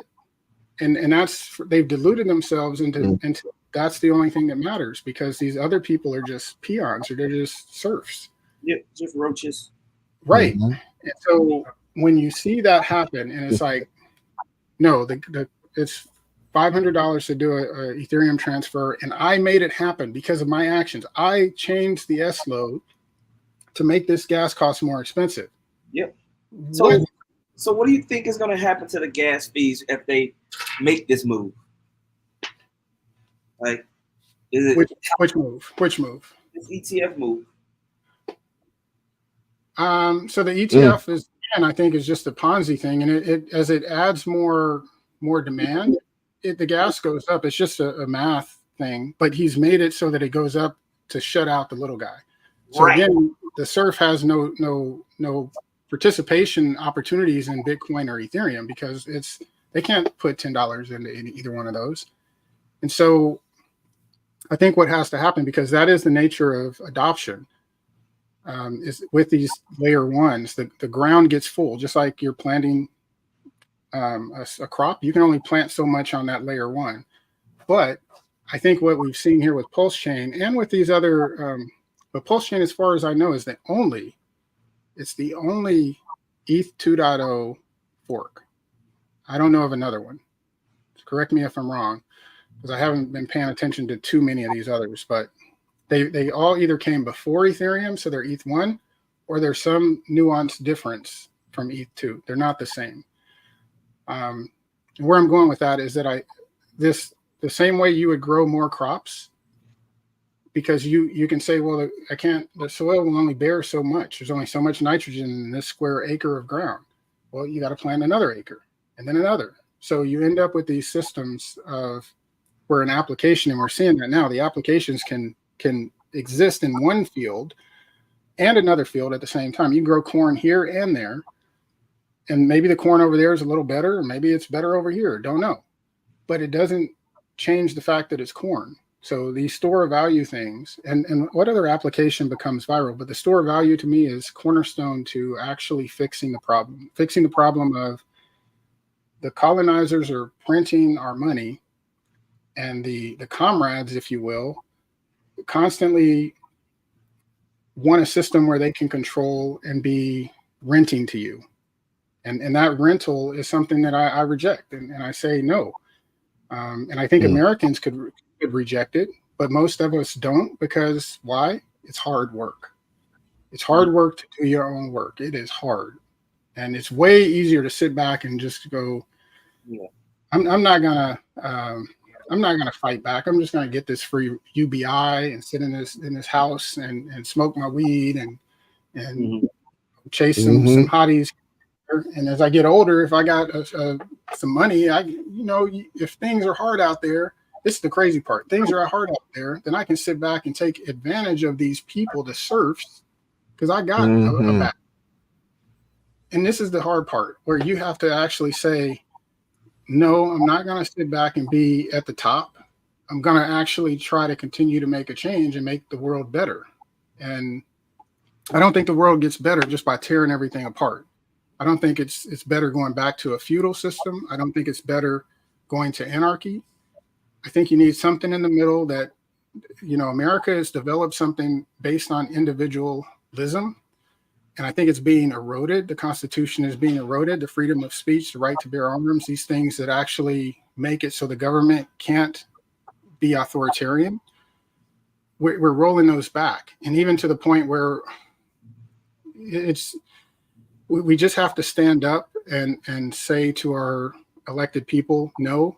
But as long as they got you by the gonads with the money, and you're spending you're working 8 hours a day, and you're dog tired, you don't have time to do nothing. And that's where I think certain set of people want us, but that's not everybody. That's not all of the government. And so and we see in this now, where the politicians are hearing our message, and that message is, we want a better system, and we think we have one. And what I mean by that is the crypto. They just overturned a crypto SEC. Basically, it was just a policy that said basically the banks can't, they have to custody your crypto. You can't keep it yourself. So this is all in line with that authoritarian little decisions like the S-load, little decisions like, oh, you can own your own crypto, little decisions that are not by elected officials, though. They're not by anybody we give a fuck about, but they dictate our entire outcome. And so we're seeing that the politicians are starting to hear the message, and this fight with the SEC that Richard Hart is doing, I'm looking forward to the outcome, and I couldn't be more happy with the way he's handled it, and the way that I feel like he set up the SEC to fall for this, because this comes down to do I have free speech or not? Now you say, well, you have free speech until you start to do certain things. And so now they're starting to say, well, you can't talk about, this is hate speech. That's hate speech. That's not what America's about. I mean, the word, and I'll say this, but the word nigger was so polarizing in America all this time. Did we ban it? No, we didn't. We could talk about it and say, I don't like that word because XYZ. I had a debate on that when I was in high school. And I think a lot of people have heard these, and so they both give both sides of the story, and they can make their own decision. It's like, and the same thing with these hate speech laws with Israel and Jewish stuff that's going on. It's like, you can't say don't talk about X, Y, Z, or you go to jail. That's not our country. That's what I see, but that's what we're watching. We're watching the merge of the socialistic kind of like communist mindset, that was supposed to be pushed away, and but we're seeing both sides. We're seeing the China/Russia side come at it from this angle, and then we're seeing it now in the West, how it's coming from that angle. You know what I mean? Right. And it's like they're trying to find a meeting point, and they want us to be numb and not see these little decisions. Right. Just keep on doing your thing. Here's a stimmy check. Here's a stimmy check. I didn't like that whole stimmy check thing, man. I was just like, when that came out, I was like, here we go. Yeah. Here we go. Yep. Keep you pacified. Yeah. The people that know weren't surprised, but the people that don't care, they were like, oh, cool. Now I can sit at home and do nothing. And it goes back to this thing about productivity and making the world better. I don't want to see the world get stagnant because we've already been there. We've already been endured, hundreds of years of slavery. There's slavery going on right now. There's kids starving right now. And this is a slippery slope because you go down this thing and they're like, well, now because we've had these socialist policies and we've sent money and aid to these other countries, they've all raised their level of poverty. And I agree with that. What I'm saying is that there's a line, and this is the line where crypto actually draws a hard line between people wanting to do good and people doing good in the right way. So printing money to do good over there at the expense of my children isn't okay. It's okay with you at the top in this authoritarian socialist structure because you will always be taken care of. My kids will get less and less over time as you continue with these policies. And I'm not okay with that. And then you could say, well, that's selfish. And this is what these people do in the media. They will flip the words and make it so that they're the victim and you're the antagonist. And it's like, come on, you are taking from my kids. Fuck. And so and as a man, as a provider, that's one of the first things that's on your mind. They try to make natural thought a crime now. Well, they want to pull the man part out of it. That's right. They want to take the man part out of it. Right there is you hit on it. They don't want a man in the family. The nuclear family is against. So if you look at China, they pull the family apart. They don't want a man there because they want you to be dependent on the government. And if you're dependent on the government, then guess what? Feudalism. And so they support everything that tears down the family. You don't see, there's so many things. There's so many that you'll get overwhelmed and you'll become apathetic and cynical. And the after cynicism comes wisdom. It's like you can talk about this stuff till the cows come home. And there's so much the fear mongers and doomsayers like Peter Schiff and others have existed, and that sells. It sells almost as good as sex.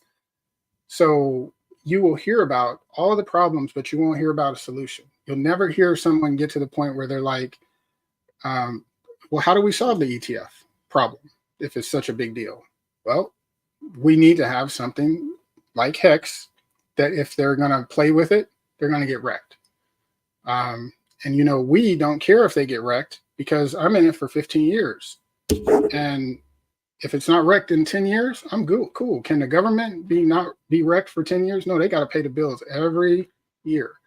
So if you can wreck a government trying to play with your store of value, if you can wreck them over a long period of time, they will go out of business before you do. Yeah, sure. And that's what they do to speculators. That's what the government does to speculators. If you've heard that saying where the markets can stay irrational longer than you can stay liquid, or maybe it's not liquid, but it's because they can. And that's what Hex does to the reverse of the government. It's like, hey, the Hex market can stay irrational longer than you can play ETF games. So that's a solution. Do I know if it's the solution? I hope so. But we'll find out. And in the meantime, we won't stop with that. We'll keep looking at other options and we'll keep looking for other solutions. And it doesn't throw out everything we built. Because you can have, say you do a reset and you get another currency. And they say, well, we're going to do this deal and it's da-da-da-da-da. And people trade in their dollars and they get this back and we start over. The value in those houses and properties, which hopefully the people that are participating in these systems that are these experiments they amass, they don't lose that after the reset. So they still have it. And what you guys were talking about earlier, that a core group of people with financial ability emerges that can take forward these ideas, even in the light of media. Like when the media went after Elon, he shut him down. He said daylight's the best transparency. Here's all the people that are doing X, Y, Z, da da da da. He went on TV and said, "Fuck you." He said that. He did that. We need more of that. We need more people like Richard I Hart caught that. that's calling these people out. But at the same time, on the flip side, they're people. So there's no code dictating that Elon doesn't go crazy, have dementia in 6 months, and everything he's done and built goes out the window. That's the difference between Dogecoin and something like Hex. It's like you have code, and so the ETF idea, that contract idea, you end up with a contract idea in crypto with ETFs. And that same contract is a contract that doesn't give someone the ability to game the system without putting in the time. So the whole problem with the ETF is that they can game the system, meaning meaning the banker, brokerage people, they can game the system in that 1 year where they have non-spot to get big bags of. With something like Hex, the games started 4 years ago, and now they continue. If people try to get big bags, and there are people that have big bags, and some of them will exit, and they will exit when they have enough. So we're going to see this happen, just like with Bitcoin. We're going to see people get to the point where they're like, oh, I can't hold no more. I got to get out. But the thing is, you're getting out to what? So if you're going to get out to the fiat system, you're getting out into, and to be honest, that is the feudal chain. That's the feudal chain, the fiat system, call it the fiat chain, if you will. But everything that ties back into the brokers, into the CME, into the BIS, which is the WEF, all of that is all part of the system that is just going to keep you going in the same path. You're going to pay rent. You're not going to own. And if you think about it, so here's the hard part. You could be negative and say, I'm not going to be a slave. But the honest truth is, and I had this discussion yesterday, we're already slaves. We're slaves, but we get perks. We get to own our own car. We get to pick where we're going to go. We get to pick what we're going to eat. But guess what? That rent and that property tax, you got to come up with that. And the way you come up with it in this system is you work. So you must work to do this. You can't opt out unless you live under a bridge, and you're going to have a very bad, life. And there's a lot of people doing that now that are opting out. And that's another thing we're going to have to solve and not just talk about. And I think once we get to this better money system, now if I could go to work and I could earn Bitcoin instead of earning fiat.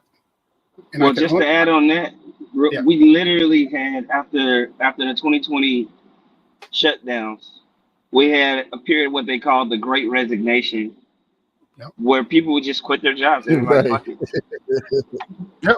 That's right. You refuse to go back. Like, just gonna bum it up. Yeah.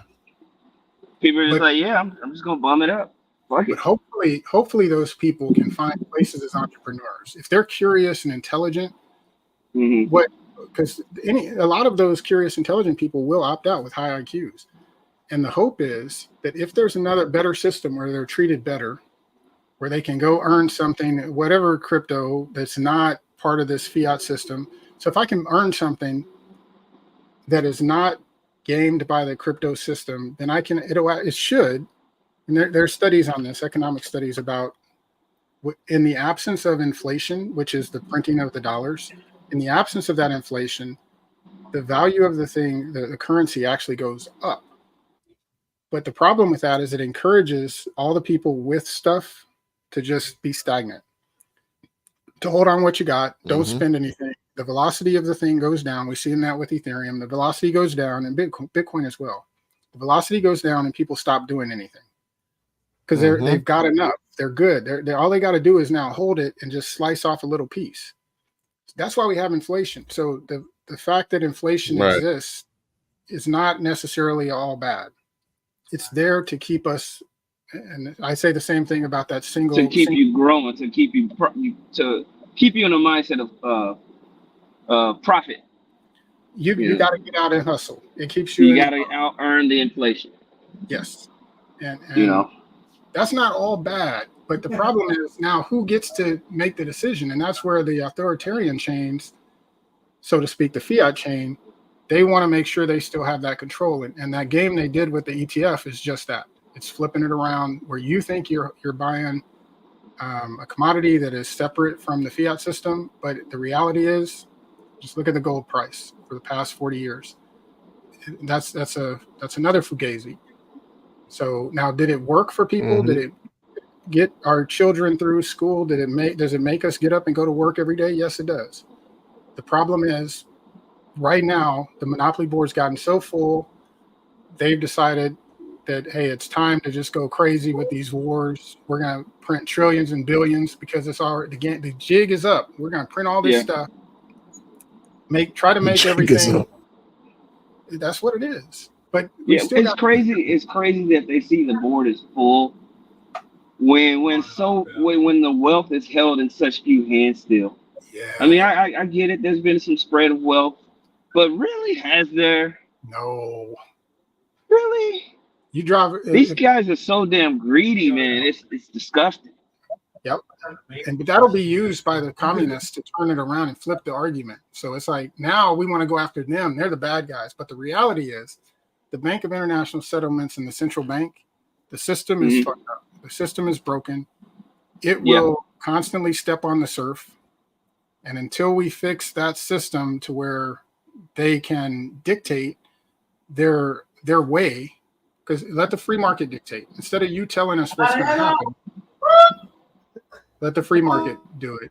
And the free market, by the way, is also kind of a myth, because it'll never be free, because it has to have some regulation. It has to have some controls, or else bad actors will come in and destroy it intentionally. I mean, and it might not be somebody that's here now. It might be a person that is disgruntled because of a overseas policy that has a lot of money in oil, or a lot of some rare resource we don't even know about. And they decide, I don't like their system, and so I'm just going to go in and I'm going to spend half of my wealth to destroy what they're doing. And that's why I think you need something like that away. You need something that can step in if it has to, but in a transparent way. Like this, we have no idea how much money they're printing right now. And I think the checks and balances that we see with the judicial system and the executive system, that checks and balances, and we see it getting really hammered right now because the authoritarians don't like it. They want, you look at Trump and anybody that is authoritarian minded, and they go after the justice system. They go after the FBI, they go after, and it's just negative, and they go back and forth fighting. Because there's checks and balances, and authoritarians don't want to be told what to do. They don't want to be stopped from doing what they want. And so the judge system that we have in America, the judicial system, the inner city people have gotten the bad end of that for a long time. But that judicial system is there ultimately to stop the tyranny from getting too bad. And we can see that even now, and they'll steamroll the judges and try to force them. You saw that with the vaccine, force them to do these mandates, and it's like they hit them fast and hard from all kind of sides with the media, everything. That system is made to resist that, and so we seeing that, and we're seeing it work. So America's working, in my view. We just have to be vigilant and understand what's going on and why. And every time somebody wants to step on free speech, we got to punch them in the face, so to speak. Not physically, but from a American perspective, a constitutional perspective. That's where we got to draw the line. And because these people get out of control. The wars that we have, I didn't sign up for none of these wars. The people they're killing, I don't. We don't know about none of it. Real quick, Angel, I got to jump off here, man. Excellent points. Great commentary. This has been a fire stream. I hope everybody shares this stream, because this one's going to be a classic. I already can tell, and I love your positivity. I hope that things can work out in the perspective that Angel's talking about. A lot is coming, but we're in a great position. We're in a great position with Post-Chain, with Hex, with this whole ecosystem and where we're sitting at. And listening to everything makes me even more excited about even the next year. So, but I got to jump off here, man. This was amazing, man. If y'all still on a little bit later, I'll jump back on. Thanks. Good to talk to you. Just keep up the good work, man. Thank you, Disciple. Absolutely. Have a good one, Thank man. you so much, Wanda. All right, you too, brother. Not a problem. All right, later. Well, thanks, Crypto Wonder. I'm gonna drop off and I'll keep listening and let you wrap it up, man. We've been on a long time. This is good. Okay. Yeah. Unless For sure. you got something else Appreciate your to talk about. what don't I have to talk about? But in the interest of time, good. There was something. There was something that we were talking about, or you were expressing earlier, that I was gonna table that, and I was gonna bring it up to you, but now I forgot. Um, Sorry. Relative to Pulse Chain, relative to the sentiment of things, why people lost sight of the long term perspective, something along those lines. You've been around much longer than me, and so you understand this.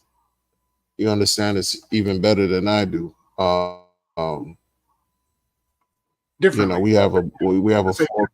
Yeah, you understand it differently. Okay, that's fair. Like, Yeah, I don't what do do you think anything. is your take with? Huh? Sorry. What do I think? What's my take on what? Yeah, on the lack of long term foresight for some of these players in the community, as well as Pulse Chain, and not only regular, ordinary players, but these people are self-proclaimed leaders. Well, I think Steering the narrative in their direction rather than long term, et cetera, delayed gratification. We don't hear that anymore. yeah. You know? I would say that delayed gratification. There's a reason that the contract for Hex is immutable. There's a reason that you can't change your mind because we're humans. We have emotions. We get excited. We start to think. We start to figure out ways to come up. We start to hustle. That's what we do. Yeah. So I'm not surprised by these people. But when people pop up, I just wait for the agenda to hit. And the agenda can be good or it can be bad. So it's like I give you a good agenda. So identity block. We used to argue back in the day. He launched a tax service providing crypto services to people. That's a good agenda. Okay. He's helping people. Right. But I knew there was agenda even back then because I'm so sensitive to agendas. But not all agendas are bad. And that's what you got to ask yourself with these folks. It's like, what is their agenda? And if their agenda is to entertain you with a game, okay. If they're upfront about it. So Toucanaire, I would like to see, Hex 2, not the 3, 4, and 5 or whatever else he added, but the first one. Right. That added that. Yeah, it's a game, not Infinitu, just the Hex 2, the one where you can stake inside of Toucanaire, just where you can take Hex and stake in an hourglass, but you're staking your stuff in an hourglass. Just that one. That one, the agenda was, hey, we can all get together and play a game. You say you're going to stake. I say I'm going to stake. Let's go in here and let's stake. And we get our yield from Hex. And if you get out sooner than me, I'm get a cut. But I've already got paid from Hex. So really, who is it hurting? It's like that game was presented as a game. I'm like, okay. And you can see transparently where everybody gets paid. I can deal with that. But then when you flip to a different game, and a different game, because now you've diluted the marketing pool across all these things and you've lost. So my point with this example is that there's agendas. Everybody has an agenda, you, me, and everybody. And the question is, we have to get at the root of that agenda, and most people don't want you to. Like my agenda is, frankly, Hex changes the monetary system. But now, once I sacrifice to these other things, I got an agenda for those. So I got an agenda for Pulse. I got an agenda for PulseX. I got an agenda for Ink. If I got bags, I develop an agenda, and I got to be aware of it. And it can get old when I'm pounding the same agenda over and over and over. But if we take it back to these background reasons of fixing the money system, and then even talking about what's wrong with system and how we could fix it. So how can we fix homelessness with a better money system? But people don't want to talk about that. People do want to hear us talk about it, but no one wants to talk about it because it's hard. And we can be wrong. And people don't like to talk about stuff when they can be wrong. Like the one thing I don't agree with Ron, it has to do with his election ideas. So, but it's risky for a thought leader to be out there and say, here's what I think about elections and here's how you could fix them, because he could be wrong, because you don't know. And that takes courage. So what I can say about all these people is some have courage and they're trying an agenda. Most of the time, though, that agenda is substandard to what Hex is providing, and even what Ethereum or Bitcoin provide. Because if people are trying to store wealth and get wealthy, all these other things, these games are there's losers. And like that game I talked about, the proof of weak hands. There's a way to play a game to win. And if you don't know the way zero to play sum, it's not zero sum. It's me taking money from you. So all of those weak hand games. So the very first proof of weak hand games had developer gotchas where you had to set a certain amount of gas or put your gas a certain way to get in early first. And the developer wouldn't tell anybody about that until after. And they'd be like, oh, yeah, try this. But by the time you tried that, they've already got in. And so with the Hourglass game, the first person to get in, they don't pay anybody, right? Because you take a cut, pay other people. So if you get in with a big position, you paid yourself. Now the next person gets in and paid you too. And you didn't have to split your tax with them. That was the game. And it's the game with that pyro thing, and with which was a Hex Hourglass and with Hex 2. But if you didn't know the game, Pyrobank, yeah. Relaxing divs, yeah. So if you didn't know the game, you'd be like, oh, okay, I get in and da-da-da. But see, the devs already took their cut, and the grifters were the ones that got in first. They basically didn't pay their tax. They paid their tax to themselves. And so that was the game. And was it terrible? No, it wasn't terrible, because you could still get in and you could still play the game and you still break even at ROI and even make more money. But it's like there's always this thing in the background where somebody's getting you. And so all of the people that are doing these things and not disclosing that where people are getting you, that's where I get upset. Because and I guess it's so tiring, because I go through that name, the Coin Critic. Like you back in the day, you basically were criticizing these tokens and these crypto projects, and there's a time where you did that. This name, the Coin Critic, is basically the same idea, but you get so tired of criticizing 99% of them, and then the other 1%, they might do okay because they got all the makings. They could be okay. They could be okay Rolex, but you won't know until you go swing there and go check it out. And you might have to go have somebody check it out and check out the contract. And you get so tired of sifting through the chaff for the wheat. You're like, you know what? I'm cool. And what I've seen is it's gotten worse and worse. So the people that did just hodl, they're going to continue to win. I think that. But there's a lot of wolves in sheep's clothing trying to get your tokens. That's right.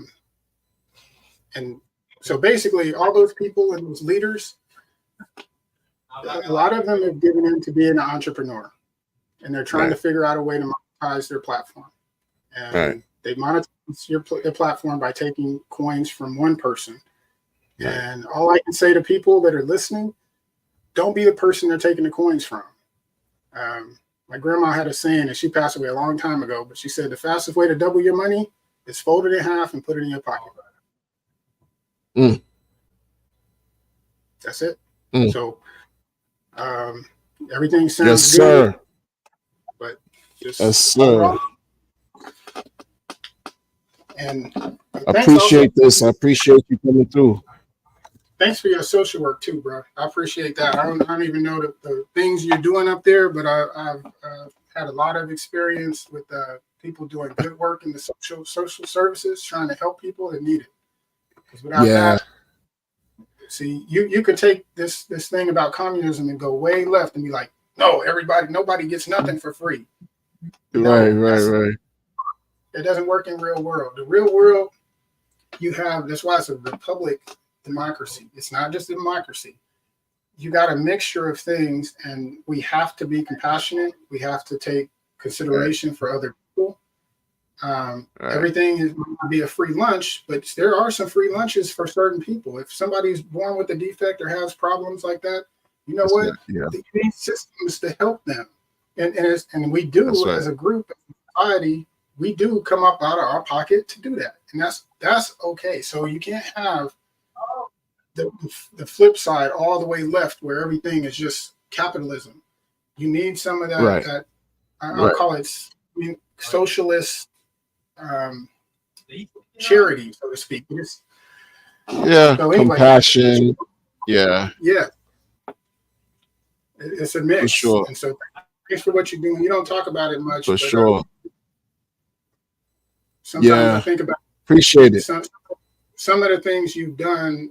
You talked about once about somebody, taking their life and those kind of things, and the work that you do with groups, man.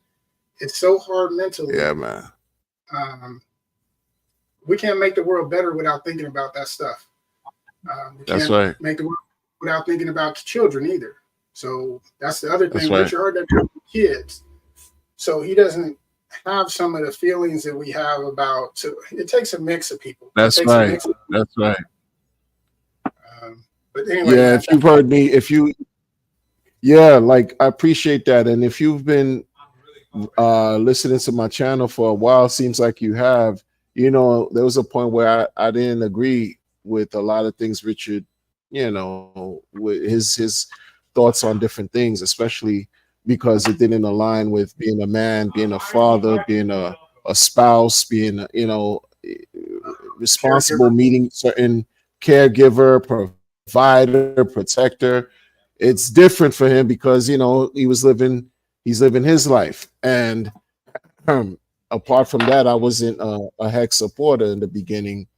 So there was a lot of things I was like going against Richard about, but then I have to also understand, let me just do my content just for the sake of doing content, and also accepting where he's right and where I was wrong in my feelings with hex and things of that nature, and let people be, but without committing any harmful types of acts onto anybody. I don't want anybody to experience loss and all these crazy things, because in real life we're dealing with everyday situations that people take for granted.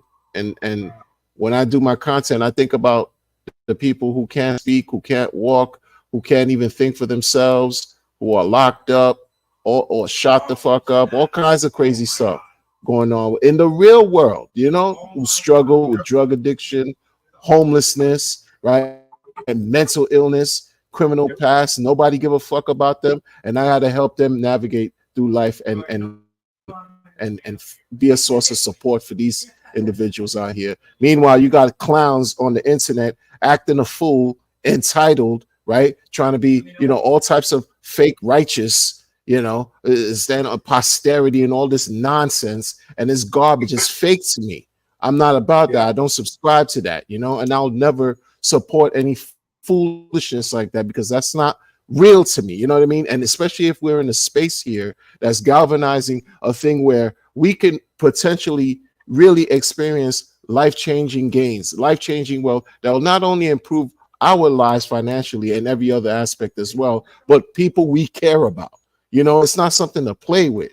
And so I don't care about these people having these rich, so-called rich retired people in hex having these arguments on Twitter with other men or doing other weird stuff about who's right and who's wrong. Miss me with all that garbage, because we have a real world that we're still living in where people don't understand.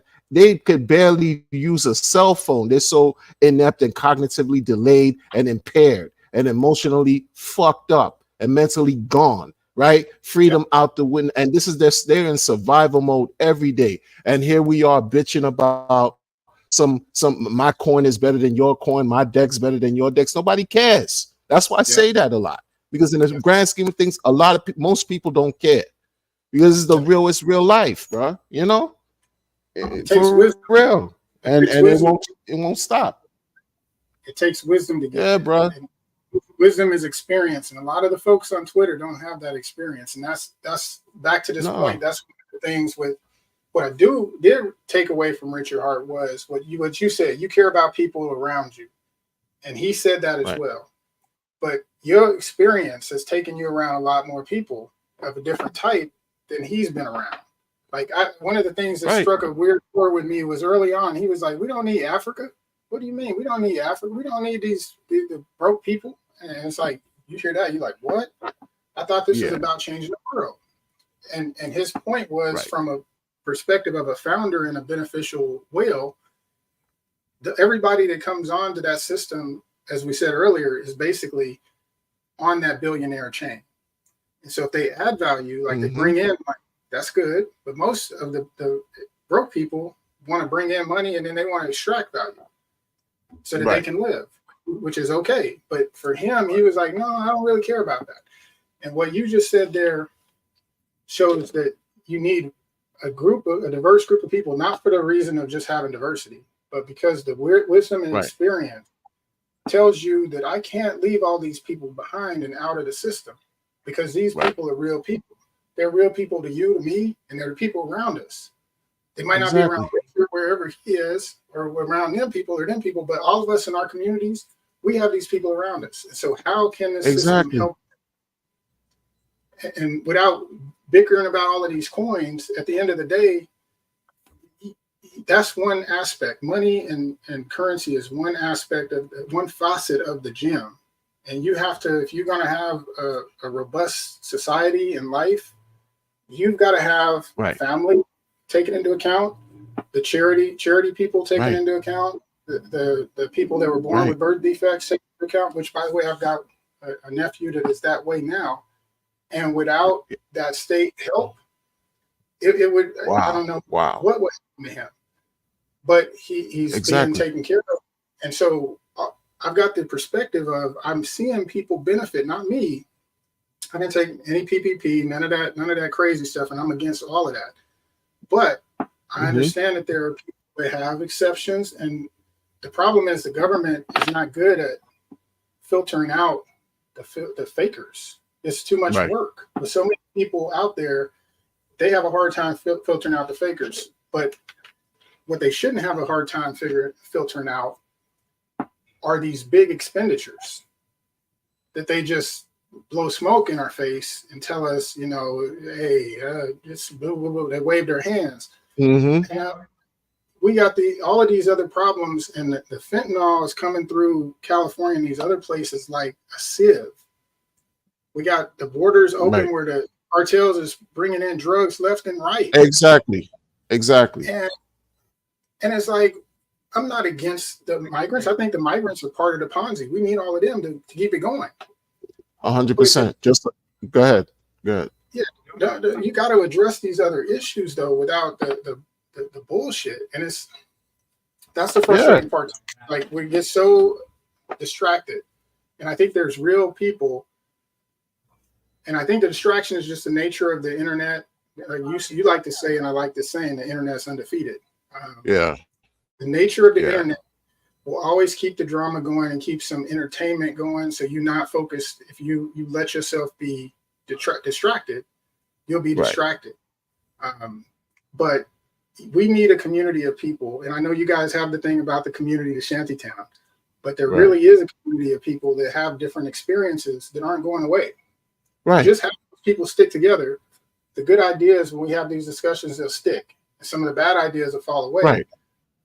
But if people are here's a community of people that do care about the inner city communities they're in, helping people.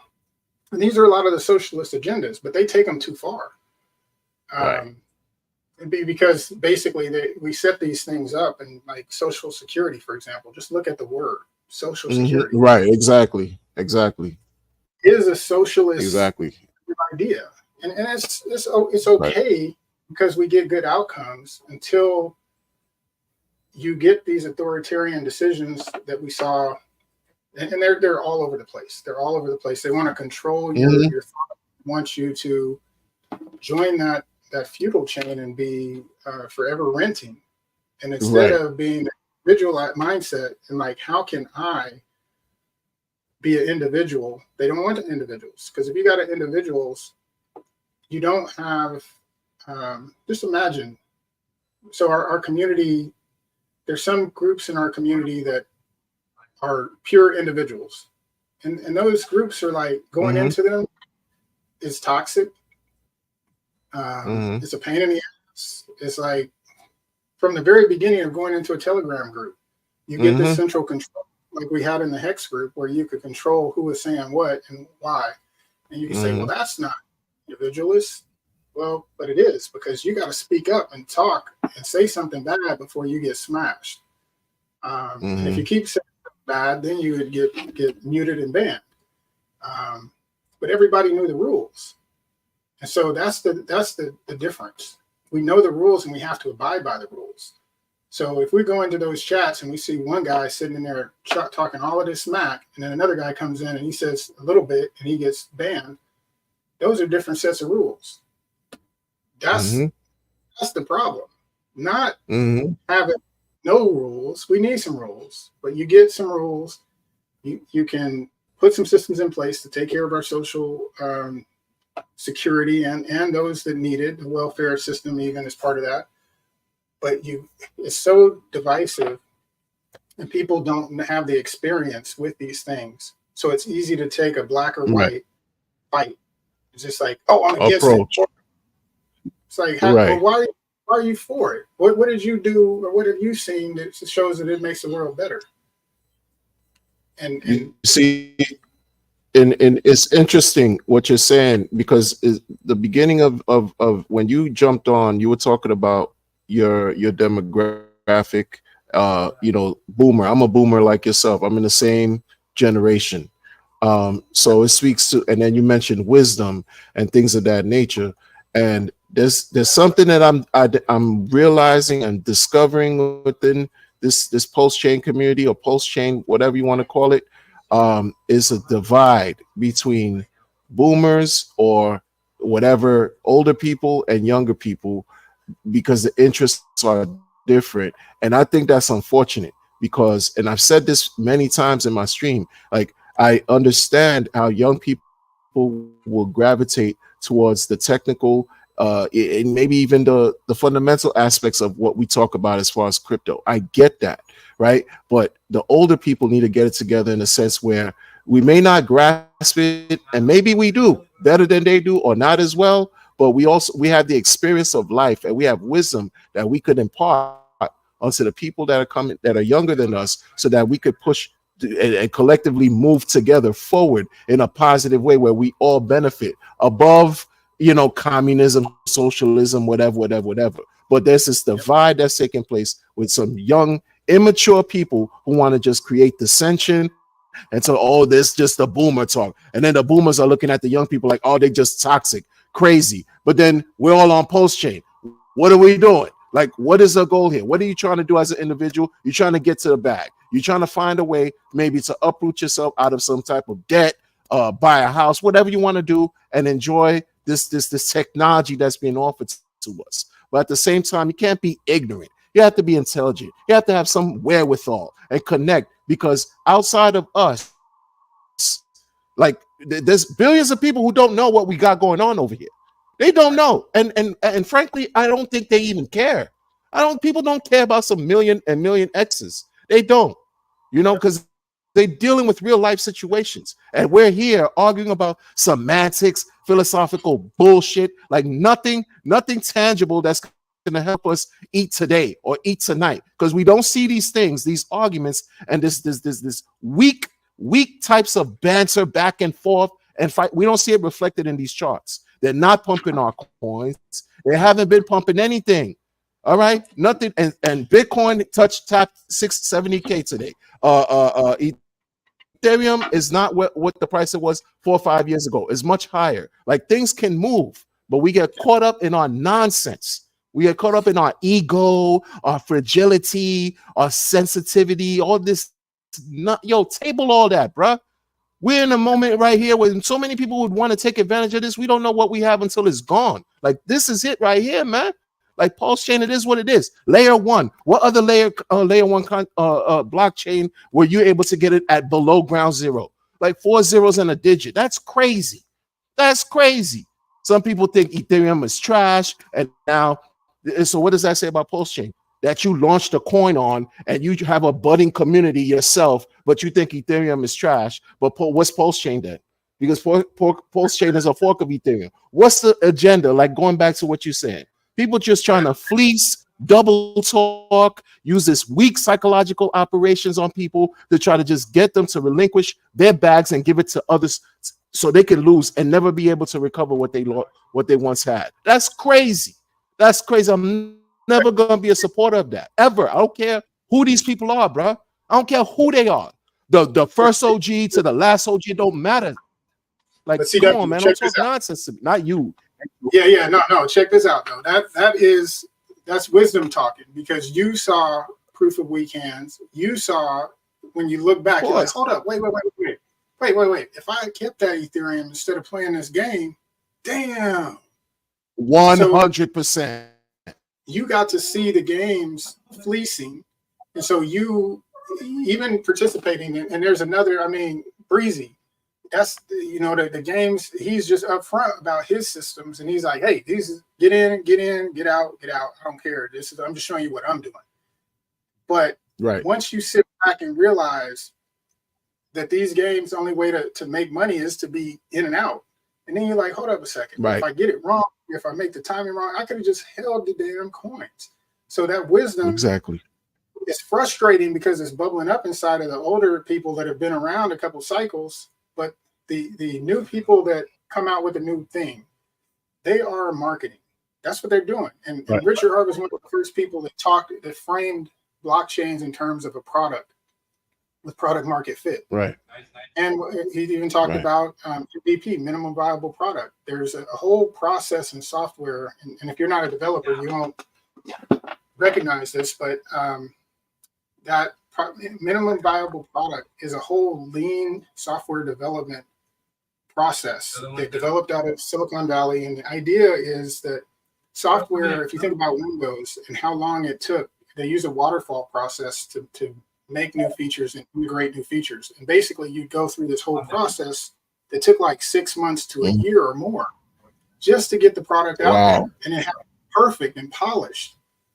Well, then in Silicon Valley, they said, well, we want another process. And they came up with it. It's called the lean system, but it's actually taken from the Japanese car manufacturing process. So they also, that's how they beat GM and the big Ford and those people, is that Japan created manufacturing processes where instead of having a big conveyor belt, they would have machines that you can swap out the parts for and make another part with the same machine. So if you think about you have to have this fixed production line for GM and American-based cars, but then Japanese said, well, we're going to make these shorter production lines where we can change parts out and we can make the same thing, but we need much less equipment. So they started in the ass of the American auto manufacturers. But that idea, that lean manufacturing, didn't just apply to the way they made cars. It applied to the way the just-in-time provisioning of getting, say, a bumper to a dealer for a replacement. It permeated everything. Whereas America was like, well, we're going to have this big warehouse, have all these pieces and all these parts, where the Japanese they centralize their warehouse. They could order quickly. They get the part out there quickly. This is efficiency. Instead of just blasting with bigger and better, they made things efficient and more tailored. And that's what they did with software. This is about 10, 15 years ago in Silicon Valley. And so you saw this explosion of Google, Facebook, Y Combinator, and all of the Uber and all those things that came out of Silicon Valley. They did software different than Microsoft. They did it with this lean system. And the big part that applied to Hex and to Pulse Chain was this minimum viable product. where you would come out with something that was the minimum that the market needed to see to adopt it. And then you made sure that it got adoption. And so what you were doing, instead of waiting a year to put something out there, you put it out there in maybe 6 months or maybe 3 months and actually put it out there in the field. And if nobody wanted it, you'd save all that time that you would have wasted. So my point here is these guys, because of your wisdom, you see the problems in their grift. But these guys, from their perspective, are simply trying to market their software. And they're trying to get in with an audience. And this is, you could go to this, there's a book called, I think it's it's the Lean Process, Lean Software Development Process. I think it's by Eric Ries. But that book talks about this process, and it's what I used in my company. And it's, when I heard that, these were the clues. Like, there's breadcrumbs that you're like, when somebody's talking, they can be talking shit, or they actually know what they're doing. And a lot of these guys are marketing and they're trying to do this, but they're blowing smoke and they're talking a bunch of crap. And it's frustrating because we hear it.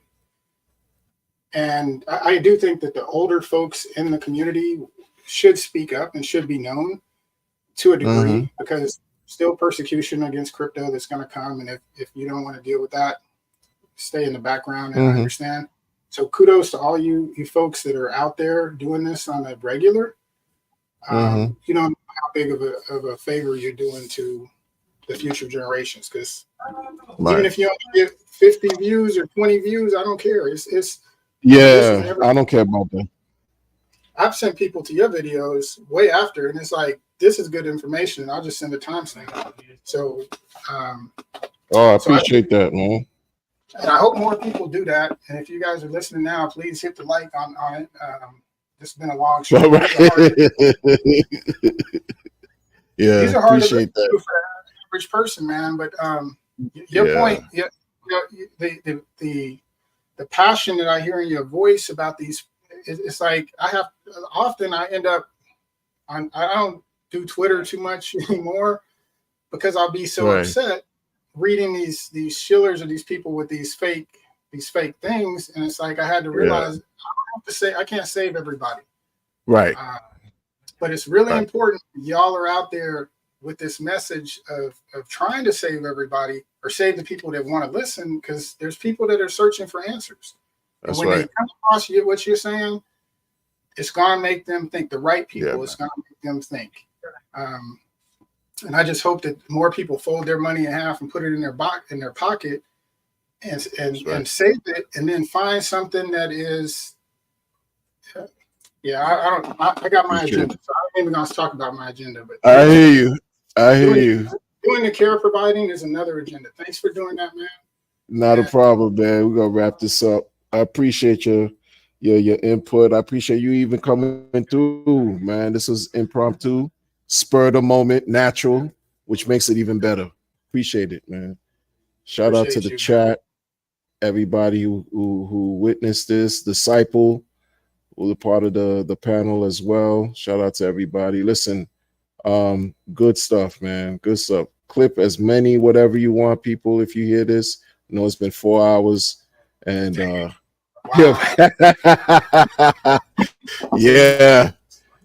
do this again, man. To be continued.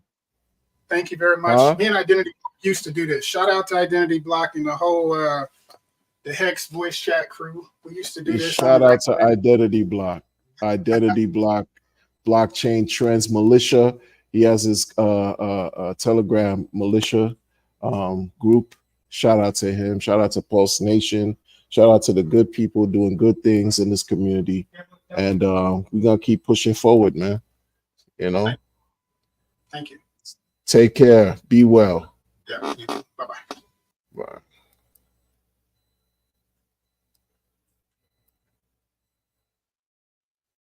Man, I just rugged myself. I said, take care, be well. I can't even end the stream. What kind of foolishness is this, man? What are we doing here, man? I don't understand. Folks, bear with me. Listen, man, I'm a man of a certain age.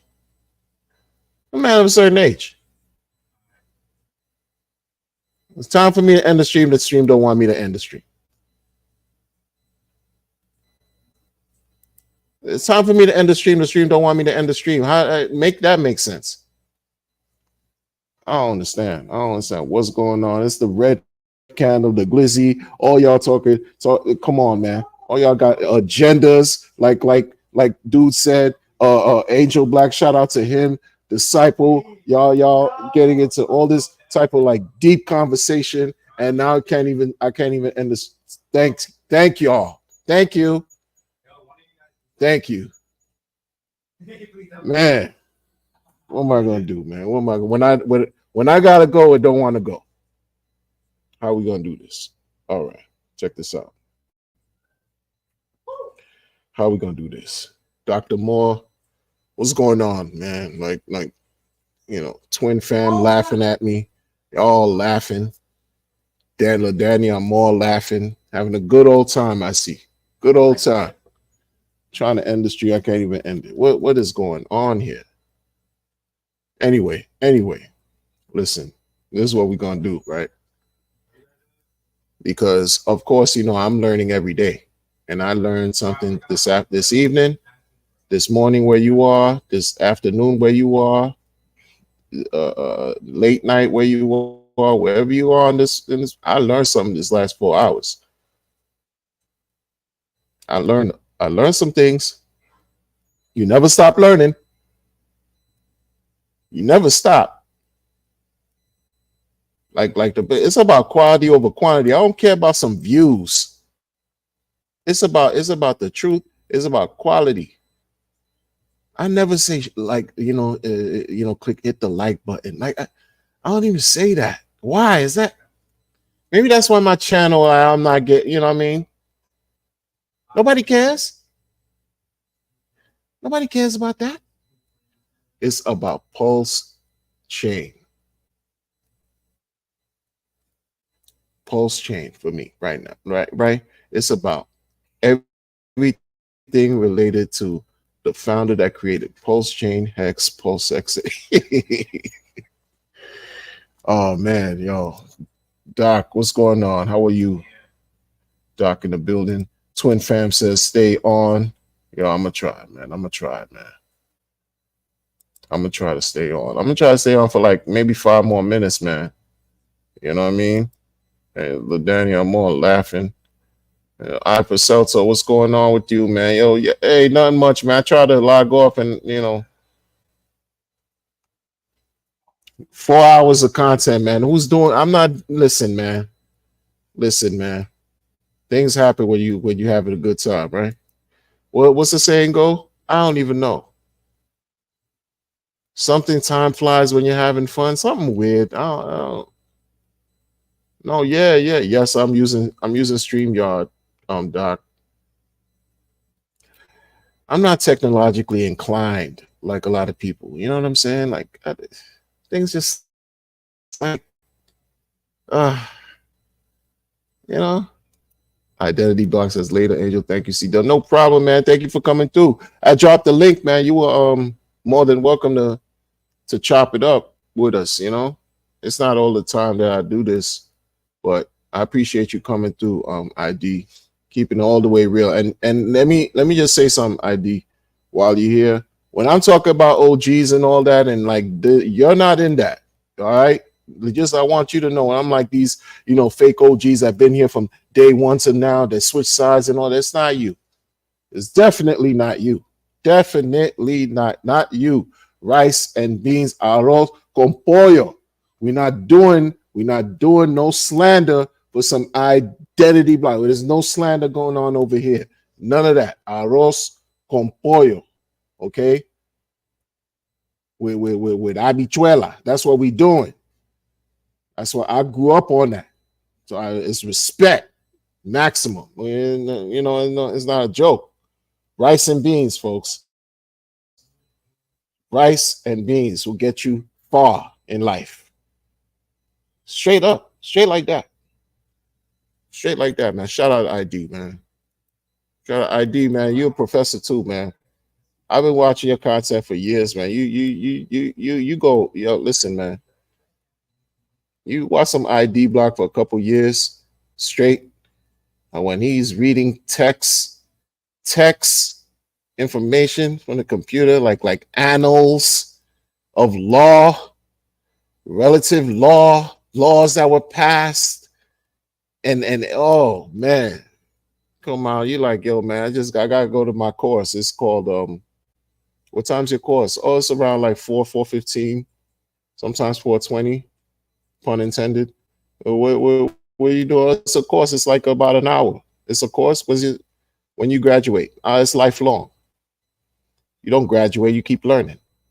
What's the course called? It's called Blockchain Trends.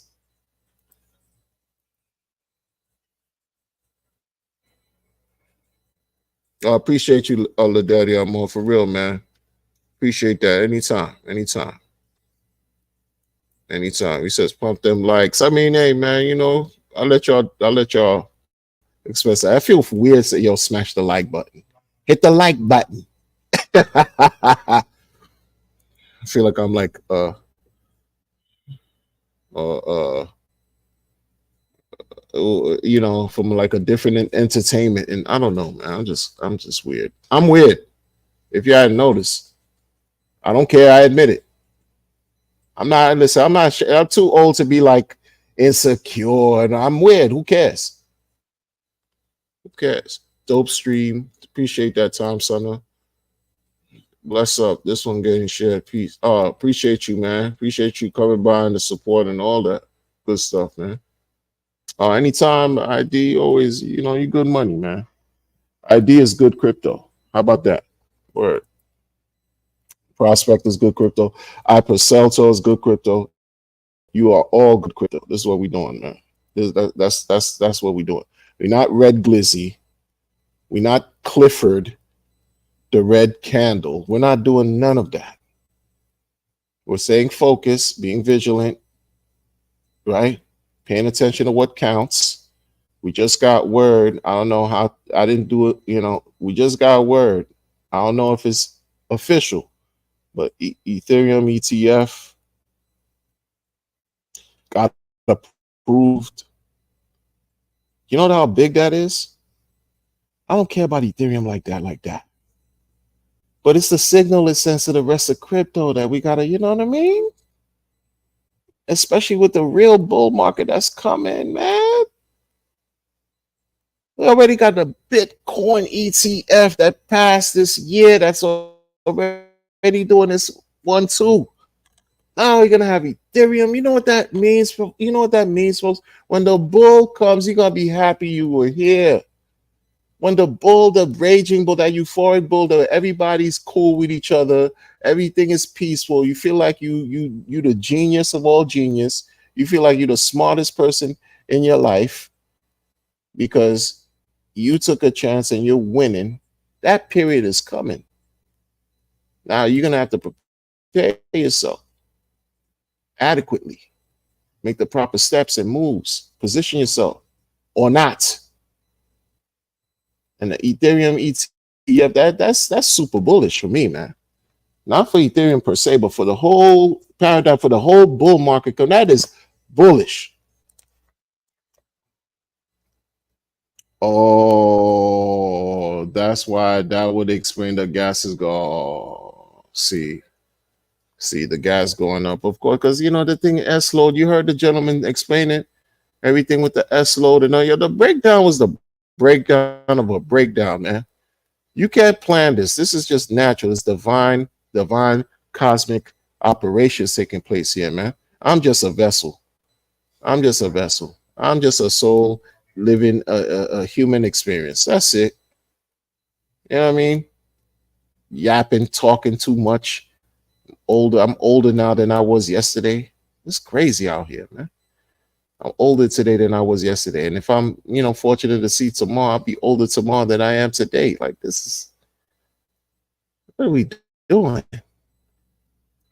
Ethereum is running and see, like a, you thought I would learn from my degenerate way. My beginnings in crypto, completely degenerate. Completely degenerate. Completely degenerate. I was able to stumble on a little bit of Ethereum yesterday, right? Saw a wallet. I hadn't seen in so long. Perused through it, got a little bit of Ethereum. You know what I did? Instead of holding the Ethereum, I swapped for some RH tokens. You know what I'm saying? And now Ethereum's running. That's what that's what I get. I started with Bitcoin. I started with Ethereum. And I moved on, greener pastures, evolution, all this good stuff. Had a little thing of Ethereum. I could have held it. It could have made some money, but now I'm dealing with DCA. That's what DCA, man. DCA. That's why. Hey, wow, Ethereum's running, huh?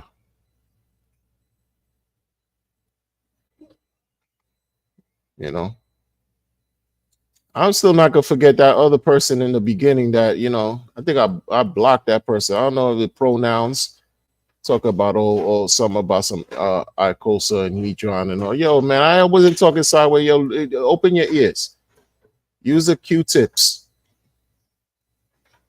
Clean the ears. Clean it out. Too much wax buildup, blockages.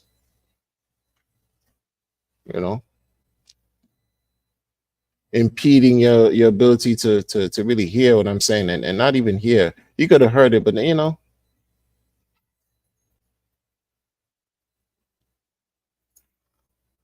what we doing for? What we doing? All right, we're about to end this because Ethereum's ripping. I don't know if Ethereum's ripping. I'm trusting you good folks to tell me that it's ripping. Ethereum's ripping. That's fire, because that's bullish for the whole situation. That's fire. That's fire. You see, that's fire. That means again, my prediction for like October, October. Like, check this out, yo, October this year to October of next year, it's gonna be a celebration. A celebration. I'm telling y'all, get ready. Mark my words. And I don't like to do predictions. Oh, what's my reflection from this stream? Woo! I gotta go back and study. That's the reflection I got. I have to study. I have to study.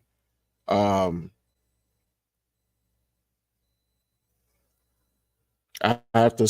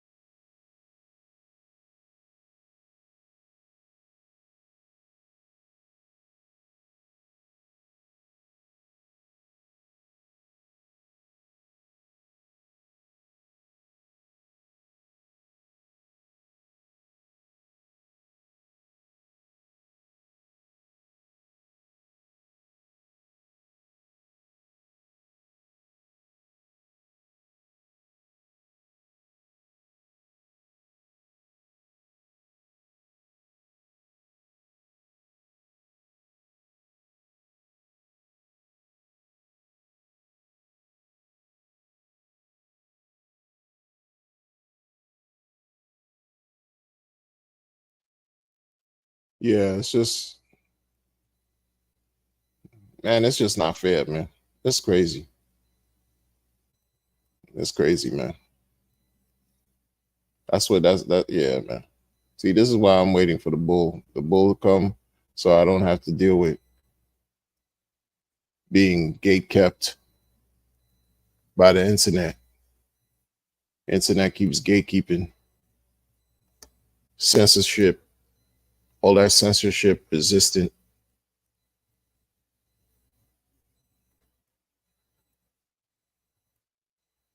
This ain't even right.